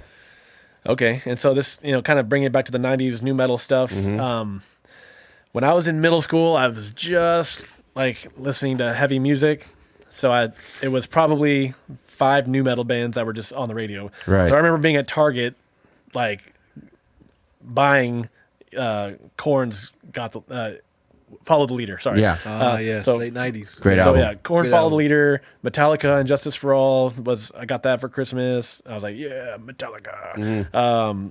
What else? Limp Bizkit, Significant Other. I'll have to do another. Let's see here. I think as weird as it's Kid Rock's Devil Without a Cause. Dude, yeah. that was an awesome album, man. I know. Ball with the ball, Yeah. to bang, Yeah. bang, diggy, diggy. Yeah, man. So, and then eventually I found something Christian-ish, so I'll make sure not to leave that out. So, Yeah. Project 86 was like one of the first. Sorry, POD probably. Of course, man. Of course. But eventually, Project 86 was really actually influential. But we're talking about Gotcha. first ones I heard that Right. kind of got me hooked. The Right. hook was probably those 5. Those 5. Now, with POD, you mentioned POD. Which album was it that got you into them? Probably, oh my gosh. The popular one, Satellite? Yeah, Satellite. Okay. Yeah. I wasn't sure if Satellite was the name of it, but Yeah, Satellite was. The Satellite is probably their best album, in my opinion. Their Yeah. best album. Like, I remember when I heard that album, there wasn't a song I didn't like. Yeah. It was an awesome album. I even got the DVD. They had a DVD that they released with it. And Sonny signed the DVD. I met him a Nice. few years back. I did a POD cover set for a Halloween show once. Nice. Yeah, but if you ever get a chance, you've probably already heard it, but I don't know if you have or not. But their first album, Snuff the Punk. I already have it. I've heard some. I know you have it. I'm just saying you got to hear that. That's Yeah, good yeah. stuff, man. So he, David McJunkin asked a second question. He says, "Why are you such a huge Cowboys fan?" I kind of think you answered that already earlier. Well, but- yeah, I kind of did. And by the way, McJunkin, man, this guy is awesome. He actually, you know what? Paul Portello, McJunkin is our number 1 fan. there it is. I know, There it is. I know. McJunkin would not hesitate to do the milk To do the challenge. milk. He doesn't even need to do it because I know he would do it. All right, so You know what? You're talking about this milk challenge. Just making me want to do the milk challenge. I'm just saying. that would be a good promotion for the podcast. Like, hey, Right. we're gonna go live. You know, We're gonna do the milk challenge. like, You know what? like- We may have to Camera do fell. the milk challenge here in a minute. I don't know, maybe So, anyways, this So, camera's just falling over here. but yeah, why am I such a huge diehard? Huge Dallas Cowboys fan, yeah. I in the it was 1995. It's technically 96 when I was watching the Dallas Cowboys slay the Steelers in the Super Bowl 30 in Arizona, and man, the glory of those years. Yes. And so my dad was a huge fan. I actually didn't watch much in middle school, high school. My dad actually passed away when I was in college, and so I kind of picked up the mantle of the extreme Cowboys fan, Right. Without the shrine, Right. And so I started watching it because it was like that's kind of a in no superstitious sense, but it's like this is a way my dad would still be watching, and so Right. I'm That's why watching. you still connect with. Right. So it's kind of a connection, Definitely So, some sentimental value to that. big sentimental, even if I don't actively think about it every time, but True. it was the foundation, Yeah. It's kind of like the values you grew up on. So Yeah, it's embedded in you, man. I was raised right, as they say. Exactly. I mean, that's the same At least thing you're with not me, a Texas man. fan. Not everyone is blessed to be raised right No, in a not Cowboys everybody. household. That's right. Anytime somebody asks me, "Hey, so what do you do for Thanksgiving? Watch the Cowboys?" Oh yeah, we eat, but we watch the Cowboys. That's just what we do, man. That's every. I think that's pretty much every Cowboy fan. You Yeah, eat for and you sure. watch Cowboys Yeah. every time. 3 o'clock. Every single time. All right. So we got a question from Phil Rourke. Oh yeah, You know him? I know Phil. Okay. So Phil wants to know, why do you like Whataburger? So Phil is in a fellow Christian metal band, Okay. Bread for War, and they're great dudes. We played with them early on in our touring career, so to speak, and they're great guys. They're integral to the Chains on Chain Festival. Awesome. From Missouri, yeah, and we love those guys. And anyways, but we do go back and forth on the Whataburger In-N-Out debate. It's not a debate. It's not a debate. But in some people's eyes, it's a Nope. debate, right? Yeah. Debate. So Not a debate. one has fries that are not made of cardboard, and the other one is In-N-Out. Right? One has a pretentious clandestine menu, and the other one is Whataburger. I love it. I love One gives you little paper hats as a gimmick. Yep. One is God's Burger chain. Whataburger. it. Whataburger. And this is where people try to get me. Okay. They say, You should get some Whataburger. Give us a sponsor right now. I know, right? but isn't In-N-Out a Christian institution with Bible verses on their stuff? And I say it is an offense to God to make disgusting food and put His inerrant word on it. Repent. All right. I love it. I think you answered that question very well. That's covered. I love your Rourks, but All right, so this is Tony Garcia. This is more of a personal challenge okay. that he's asking here, and the question is, I only answer questions, not challenges. So- well, okay. Bruce, will you have a base off with me? I could. I'm actually not that good, so I love it. I'm not that great either.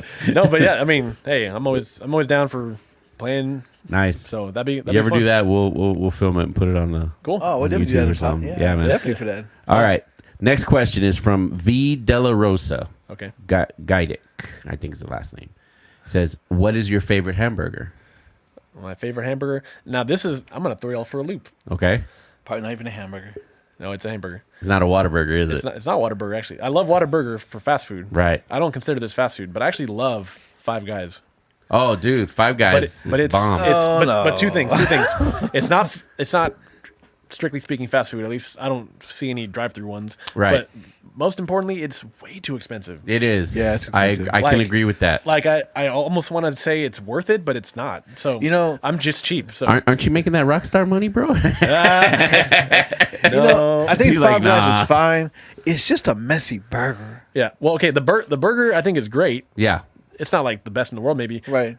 But their Cajun fries are to die for. Oh, dude, the other thing I like about their fries is that you can order a regular and it's like enough to feed two people. Yeah.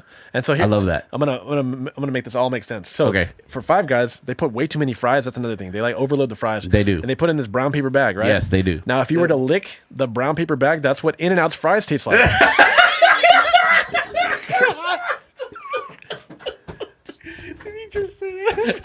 All right.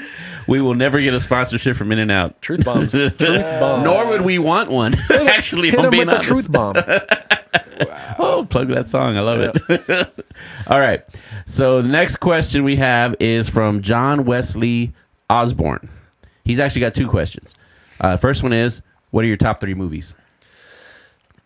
I'm not a movie watcher, to be honest. Okay. You know, so this is always tough for me because I'm like, and that's exactly what I'm doing right now. I'm trying to think of a movie I actually enjoyed. Wow. Well, okay, that I remember, and I'm like, oh man, that's such a good movie. Right. Like, okay, when I was young, like stupid movies, like I liked Kung Pao, Enter the Fist. That was funny. Yeah. That's hilarious. And other ones that are like not the most appropriate, but like Adam Sandler movies, like Happy Gilmore and Yeah. Billy Madison or something. But like I don't know if those are really like. I'm just not a movie guy, so I hate to got say you. like that top 3 question. Yeah. It's not a top 3 question. Yeah, if that I got makes you. sense. Yeah, I got you. I got you. I got you. You like Star Wars? I don't hate Star Wars, Okay. He doesn't like Star Wars. but I don't love Star Wars. Okay. Well, if you don't hate Star Wars, we can still be friends. So we're Yeah. good. We're good. We're good. All right. And then his second question, this one might be easier, I think. Yeah, He asked, what are your top 3 genres of food? that's also kind of hard. But I'd say Mexican food, Tex-Mex. Yeah, there's a difference. No, I've been to. I went to a Tex-Mex place. I was actually doing a podcast for a friend of mine. Yeah. And he's like, and I was in Dallas, so he's like, all right, what do you want to eat? I was like, oh, Mexican food. Yeah. He's like, oh, okay. So he took me to like this like actual Mexican food place, Okay. and it was terrible. So I was like, what is this trash? Well, it was authentic. Well, okay, I don't want authentic. I want authentic Tex-Mex. Yeah, there you go. So Taco Cabana like version or whatever. Right. Anyways, no, but so Tex-Mex or and so American food, I guess. So okay, like I don't know if it's a genre of food. So Yeah. I don't think a hamburger is a genre. It's part of the larger genre of, Right. of Of Americanized. Americanized food. So yeah. I guess Tex-Mex, American, and I do like seafood. My wife doesn't, so I don't get to eat it a lot. So it's more of like a delicacy. Gotcha. Okay. Cool. You Rob's a like big sushi? seafood guy. I do like sushi, Yeah. and my plan was to get some sushi after this, so we'll see. But I nice. don't eat it a lot because it costs too much money. Yeah, It's that's just true. rice, mostly rice. That's true. That's very true. That's very Yep, true. yep. Okay. This next question is from Ashley Gillian, Okay. and it's a good question, man. And this is, who is your biggest inspiration? Now, before you answer, I'm gonna say, I know Jesus is probably it's probably the one, but Christ aside, who is your biggest inspiration? The Apostle Paul. I was like, That's right. if you can't give me Jesus, give me Paul. No kidding. Or give me Peter. No kidding. But so anyways, yeah, non-biblical. Non-biblical. So you want me to be non-biblical? I see how it is. No Yeah, kidding. non-biblical on this question at least. Come on, there's always somebody we look up to be, Yeah, besides Bible characters, or not characters, but people. Yeah. So actually, with all of his trappings and flaws, but I do look up a lot to Martin Luther, and what he Talking did. about the monk.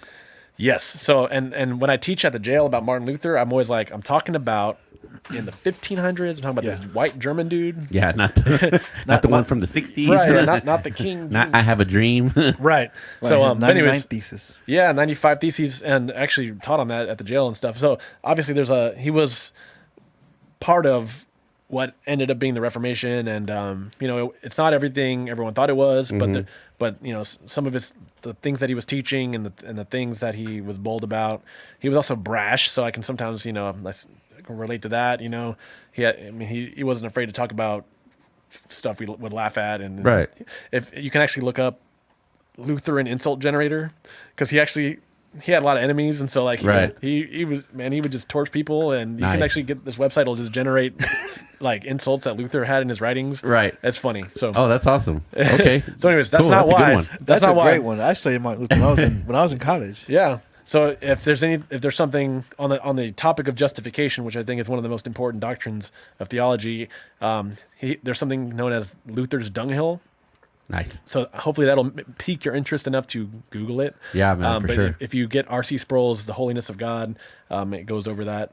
Or actually, no, it might be James White's The God Who Justifies. But either way, it talks about Luther's dunghill. Google it, check it out. It'll give you a little bit of something from Luther. Cool. So- Cool. Yeah. All right. Next question is from Cam Hovis. Okay. He says, "What is your favorite Bible verse?" My favorite Bible verse is Colossians 2:8. And it says, I'm going to try to make sure I don't get this wrong. Colossians 2:8 says, "See to it that no one takes you captive through empty deception and philosophy according to the elementary principles of this world rather than according to Christ."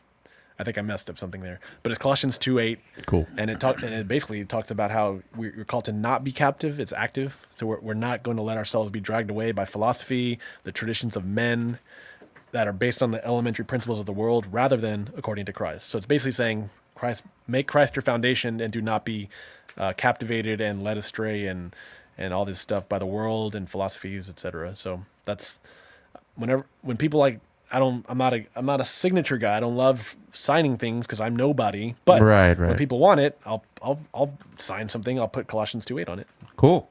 That's what matters. Cool. All right.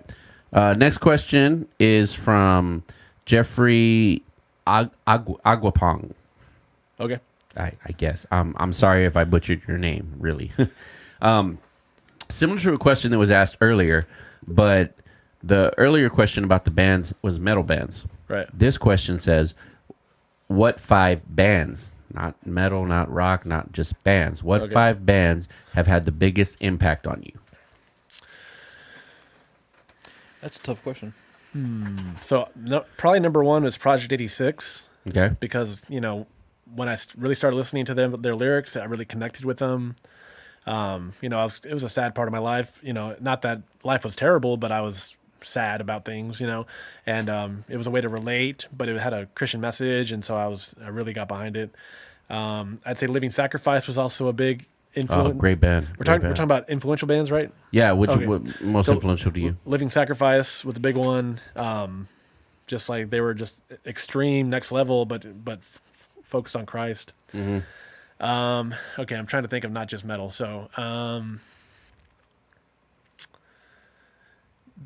don't know anyone who would know this guy, but there's this artist. He's passed away since, but his name is Jason Molina.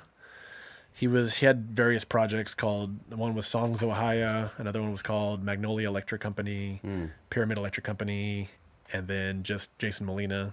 Anyways, but it was more like indie, acoustic, kind of somber stuff. But I just had this like phase where that's all I was listening to. And anyways, so not Christian necessarily, but Right. Man, it's not that I'm drawing a blank, but I want to be accurate in what's like my top stuff. And as weird as it is, video game music, Yeah. Yeah. like Koji Kondo, the Super NES, like Nintendo songs. So like Yeah. the overworld theme for like The Legend of Zelda: Link to the Past is Right. and actually I actually recorded a version of it that's super metal back in the day. Mega Man X, every stage is just perfection, Nice. And so there's bands that cover video game music like Power Glove and Right. Descendants of Erdrick, and there's just a bunch of them now. Yeah. But when they cover that, it's just so. Yeah. Video game music actually is just because it connects like some nostalgia with like riffs. I don't know if that's influential, but it's something that's just I've always been all about that. Yeah. And then I got to give you one more. I guess kind of recently it would be this band called Christafari. They're like I've heard of Christopher. Yeah. Yeah, They've been around for a long time. Christian reggae band, but Yeah. Oh yeah, I know that band. but like I love it. Yeah, Like, oh, heck yeah. I would consider being in a Christian reggae band, Nice. but it's just because like it's just good music. Yeah. Like the lyrics may be too cheesy or upfront for some people, but I Right. think they're awesome. So Right. Reggae is very bass driven too, man. You got to Yeah. have that groove for Yeah. good reggae. So I already gave 5, but like the thing I just realized, the thing I listen to most is just 70s, 80s funk and like disco. Like seriously. Oh, yeah? That's what my dad listened to, so that's why I Wow, listen to that's it. awesome. And so another kind of nostalgic thing and connection with my dad, but it's like my most listened to playlist says jams, and it's just like Nice. all the oldies and goodies. So you got like P Funk up in there and Earth, Wind and Fire and all Earth, that. Wind, and Fire for sure. Yeah. I got Bee Gees, Casey and the Sunshine Band, Village People. Parliament Funkadelic. Yeah, Parliament right there. Yep. Peter Brown, Ohio Players. Nice. you know, but he also had some rock stuff in here too. But Yeah. you know, it's just James Brown. That's awesome, man. Yep. Okay, so Chris Hernandez asked, "Do your students ever go to your shows?" That's funny. I think he knows. But no, because I think you may have asked this earlier, but I don't promote my band. Right. I'm not trying to, I don't know if that would get me in trouble. And I also try to, for the sake of professionalism, not lower myself, and not in a negative way, but not try to be overly like, hey, come check out, come to see me outside of school. Right, in right. this bar setting, you know, like, Right. I don't ever want to be misinterpreted. Yeah, Or, exactly. You know, so Especially nowadays. right. Yeah, for So sure. I'm definitely not a self-promoter, but Yeah. some kids eventually figure it out. Or sometimes a kid will be like jamming out, and I can see he's like upset, and he's like listening to, like, I had this kid who literally, like, his face was all scowled up, and he was just listening to metal. Right. You know, so sometimes I'll joke with them like, how can you understand what they're saying? Why do you listen to metal? You know, just so Nice. just so they'll think I'm like a dumb adult, right? Yeah, yeah. But then sometimes I'll be like, hey, let me see your phone, and I'll put on Relent. Yeah. I won't tell them I'm in the band. Right, right. See what I'm like, oh, what'd you think of that? They're like, oh, I like it, yeah.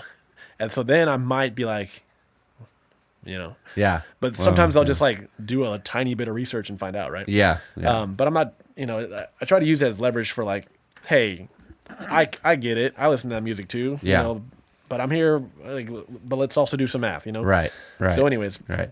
but yeah, so That's cool. That's cool. So I have had students come to my shows, but yeah, I'm not trying to, because I'm trying to keep it profesh. Right. So Of course. So, 4-string or 5-string? I mean, I for most of my career, lol, but for most of my music journey, I've been playing 4-string. So 4-string. Nice. I do prefer that. I have a Fender Aerodyne jazz bass with jazz precision pickups. That's been my axe forever, but you know, Right. with Relent, it's lower. So we yeah, so I've been playing 5-string, but I still get, like, when I try to play a 5-string at church, like, I'm like, it messes me up. 'Cause Right. I'm just so Gotcha. 4-string. Yeah. So Pick or no pick? and so I was taught, and you know, that finger, just like, no pick, but Right. with metal it's pick, you know, especially for Surrendered, because it's just like open chug. Yeah. So you can go crazy with it, but you gotta get that Yeah.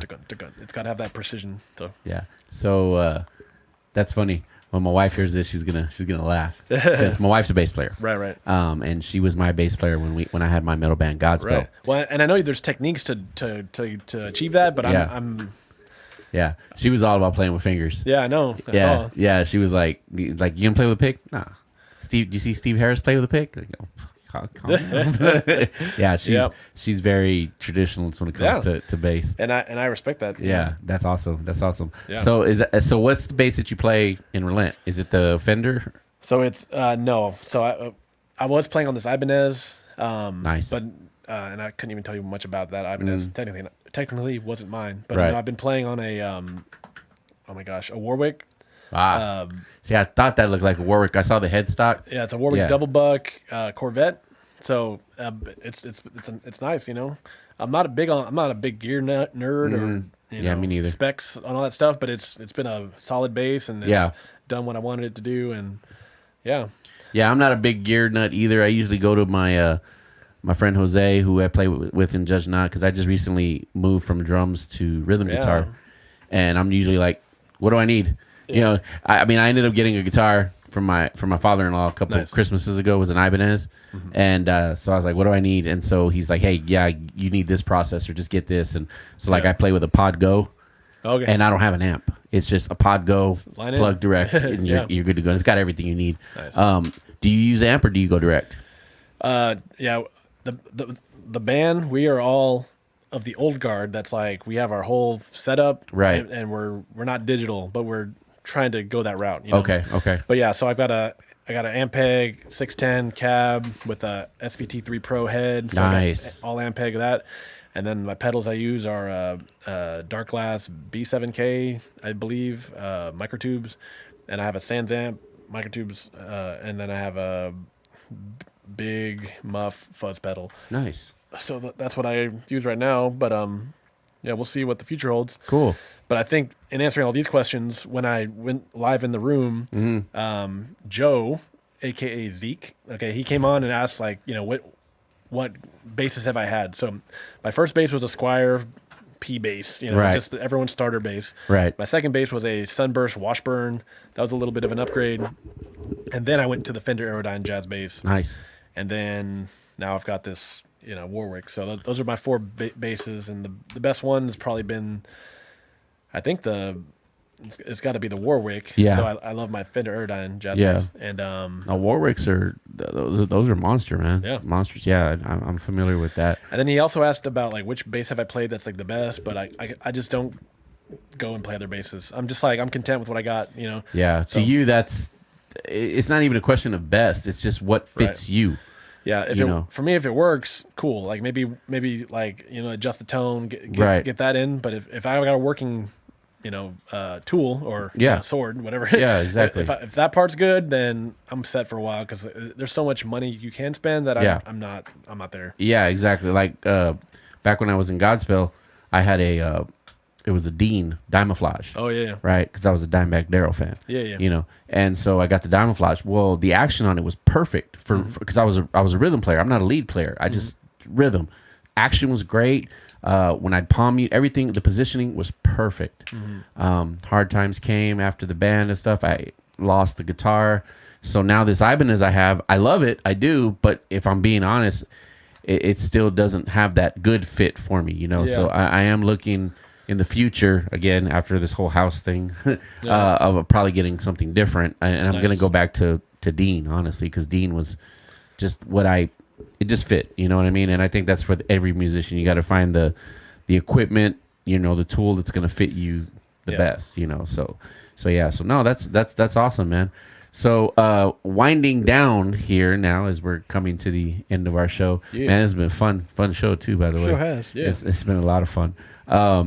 And we've learned a lot about you, Bruce. Is there anything at all, just to kind of sum things up, be it the message that you want Relent? I mean, what is it that you're wanting people to know that are listening right now? Because as I told you the other day, remember, our audience is all over the world.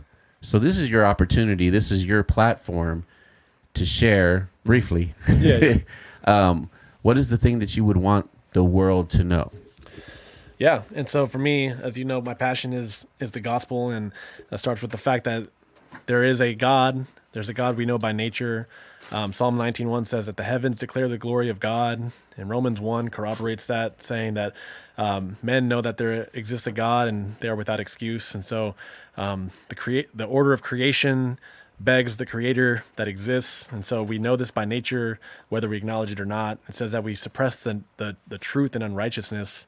And so those who do not repent and believe in Jesus, it's a suppression of that truth. And so all that to say, there's a holy God, holy, righteous judge, and we have been created, and we rebel against him. We follow after our first father, Adam, and in Adam all die, it says in 2 Corinthians. And so as rebel children, we are at enmity with God. We're children of wrath. We only do the desires of our heart, which are evil continually. And because that's our sorry state, we, like it says in Romans 3:23, all have sinned and fallen short of the glory of God. And Romans 6:23 says the wages of sin is death. And so we are on the fast track to the separation of ourselves from God's love, but the application of God's holy, righteous judgment. And so with that being said, that is our state apart from Jesus Christ. But God did not leave us in that state. In history, Jesus Christ entered into creation. So Jesus is present at creation, John 1:1. He is actively creating. In the beginning was the Word was with God, and the Word was God. And it says all things came into being through him. And so that Word is Jesus Christ, eternally God, the second person of the Trinity. He took on flesh in all humility, like Philippians 2 speaks of, that he emptied himself, not of being God, but his divine prerogatives. And he took on the form of a doulos, the Greek word for a bondservant. And in doing so, he, as a man with a full second nature, is fully God, fully man, Jesus Christ lived the perfect life, the life that was required to us by the law, the revealed will of God that was incumbent on our lives to follow, that we fall short of, we rebel against, and we hate by our actions.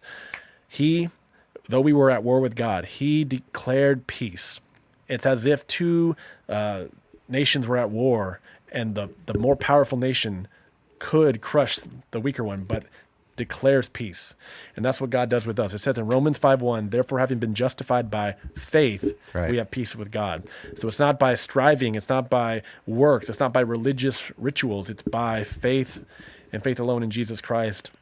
And so what Jesus did, that he lived that perfect life in his active obedience, and he died the sacrificial death in his passive obedience. And by his work, not by our works, by the work of Jesus Christ, we can have salvation. We can be found in him on Judgment Day. And if we are in Christ, we are a new creation. And when God looks at us, he does not see the sinner that we were and continue to take part in, so to speak, but he sees Jesus Christ. In 2 Corinthians 5:21, it says, God, the Father, made him, Jesus, who knew no sin, to become sin so that we might become the righteousness of God. And so when God looks at us, he doesn't see our sin, he doesn't see our life, but he sees the perfect obedience of Jesus Christ and the sacrificial death that satisfied his wrath, that propitiated all that needed to be done. And so that is the gospel. The gospel is not about man, it's about God. The good news that Jesus Christ entered into creation. And that gospel is triune. The Father sends the Son, the Father punishes the Son in our place, and the Son takes that willingly, and he applies that atonement to our lives, and he sends the Holy Spirit to indwell us as a down payment for our resurrection, the same resurrection that Jesus was resurrected with, that he on the third day did not stay dead, but he vindicated his message by rising from the dead, and by rising from the dead, defeated death. And so defeating death in our lives, all those who would believe in Jesus Christ. And so that's the gospel. The gospel, that's the one thing that I want everyone to know. And my prayer is that humbly, that everyone who hears this message would bow the knee in faith and repentance to Jesus Christ, because he is a perfect Savior to anyone who would believe. And that you will find yourself in him whole and complete. And that at the final day, there would be no judgment on you, and that you would be in paradise with him for all eternity, worshiping him and glorifying the one that will surpass all desires of this life. And so to bring it back down in a less serious way, it'd be like the Cowboys winning the Super Bowl every day. It'd be better than that. It'd be better than a Whataburger every day. It'd be better better than your podcast getting number one for the rest of your life. It's about, man, God's not fulfilling our desires, but he is exceeding the expectations of any desire we would ever have. That's right. For all eternity. And so That's right. that's the good news about Jesus Christ. And bottom line is, life without Jesus, and not having Jesus in your life would be like having to eat In-N-Out every day. Yes. It's just not. It's Hades. Yes. No, it's worse. It's Tartarus. It's the lowest depths of hell. Yes, it is. It is. I have to completely agree with that. Yeah. Yeah, it's just terrible. Oh man, that was awesome. That was. I couldn't have said it better myself, and I mean that literally. I probably couldn't have said it better myself. That was great. That was really good. Yeah. So coming to the end of the podcast, I realized that the one thing we were going to talk about, it just didn't come up. But that's fine. I love it. This is what I've said from the beginning. The way we do our podcast is we have a conversation and we just let it flow how it's going to flow. That's right. But you did listen to our series that we had last month. Oh, yeah. With the Will's nieces, and basically our teenage series. Just Right. real briefly, real quick, what was your take on that? It was not too foreign to, I guess, what I'm Because I mean, you're a exposed to at teacher. work. Yeah, exactly. What piqued my interest, obviously, probably the most, is the talk about faith, and and that just reinforces what I've always said, is that it's different when it's yours. And I heard that in a sermon once, and it's Wow, I never heard that one before. faith is different when it's yours. So, of course, as parents, you're discipling your kids, you're leading them in the way of everlasting life. You're teaching them to fear the Lord, which is the beginning of knowledge, and all these things. And children follow, right? Yeah. And they're following faithfully, so to speak, but they're doing it for mom and dad. you know? And so at some point, it's not for your parents, it's for yourself. It's different when it's yours. And the analogy is like a rental car. Mm-hmm. When you get a rental car, you drive it into the dirt, and it doesn't matter. Yeah. But when you get your own set of wheels, it's different when it's Yeah. yours. And that's just an analogy, but that's the idea, that your faith, when it's your own, that's when it's real. And, Yeah. and it's that transition, and it's tough to hear, hey, I'm an atheist now, or hey, I don't really believe it, or Right. we just do it. We're just kind of basically nominalism. Right. But it takes familial discipleship for that to happen. So Yeah. that's not a blame game. I'm not saying, it's the parents' fault, but I'm saying, like, that's the foundation. That's how it's built. And then, of course, it is God who does it. Of course. We are not promised anything with our children. Yeah. But we do know, by and large, when we disciple them, plant those seeds, that's what the Holy Spirit can use. And so, Amen, man. trust God with that. And so, yeah. Awesome. But I know there was Awesome. a lot of stuff said. So, but that was one little thing. Yeah. No, that's great. That's great. Wow, man, this has been an awesome podcast. Lots of great information, man. We really got to know you, Bruce. I thank you so much for taking the time to come all the way over here and do this podcast with us. Yeah. Really, really appreciate it. I highly encourage each and every one of you that are listening right now, if you have iTunes, Spotify, I mean, go and search Relent. You guys are not going to be sorry. These guys, their music is awesome. It's if you love that heavy kind of 90s, like Il Nino type, kind of stuff where you got a little bit of that rapping in there, but it's also got those heavy riffs. This is a band you need to check out. And the best part of it is they glorify God with their music and with their lyrics, and it's amazing. So go check them out. You can also find them on YouTube. They have their music video up for the song Rise, right? That's the song. And they also have you guys got a lyric video right now for Low, right? So go and check them out. And you guys are going to be playing in San Antonio here real soon, right? In October. That's the end of Days Fest. The end of Days Fest, right. Yeah. So in October, if you guys can make it, we'll make sure to be promoting it on our page as well, on our social media. So you can go check these guys out live. I know I'm already making plans to be there myself.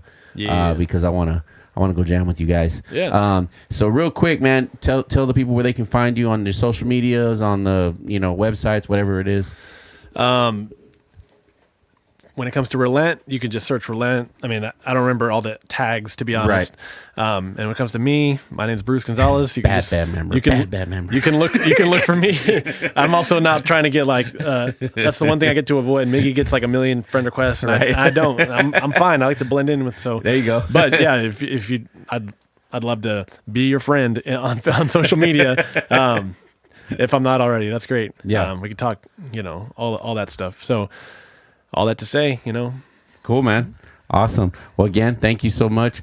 Would love to have you back, man. I actually honestly would love to bring you back when we get into some more discussions about other things, more about the gospel, maybe even a little bit of more of the controversial subjects, and stuff like that. Not so much just the music thing, but would love to have your input on some of that maybe in the future. Sure. And maybe one day we'll bring you back. We can bring Miggy too or something like that. Or the whole band would be or dope. Gaston. Yeah.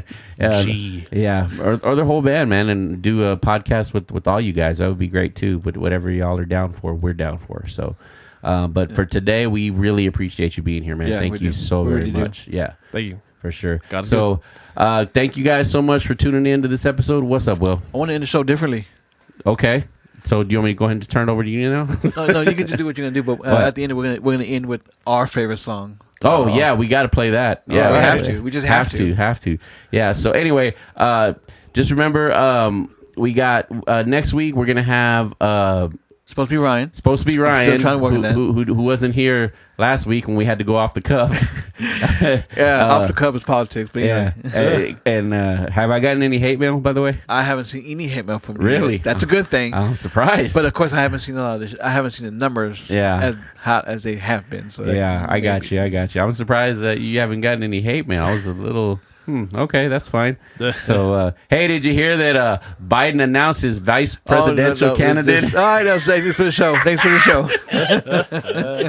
Anyway, I'm not gonna go there. I'm just messing around. I like to make Will squirm. I killed Mike real quick. All right. So anyway, we're so happy that you listened to this episode. Go check out Relent's music. Definitely. And check them out on the social medias. Until next time, I am Rob T. I'm Big Will. And you've been listening to What's on My Mind.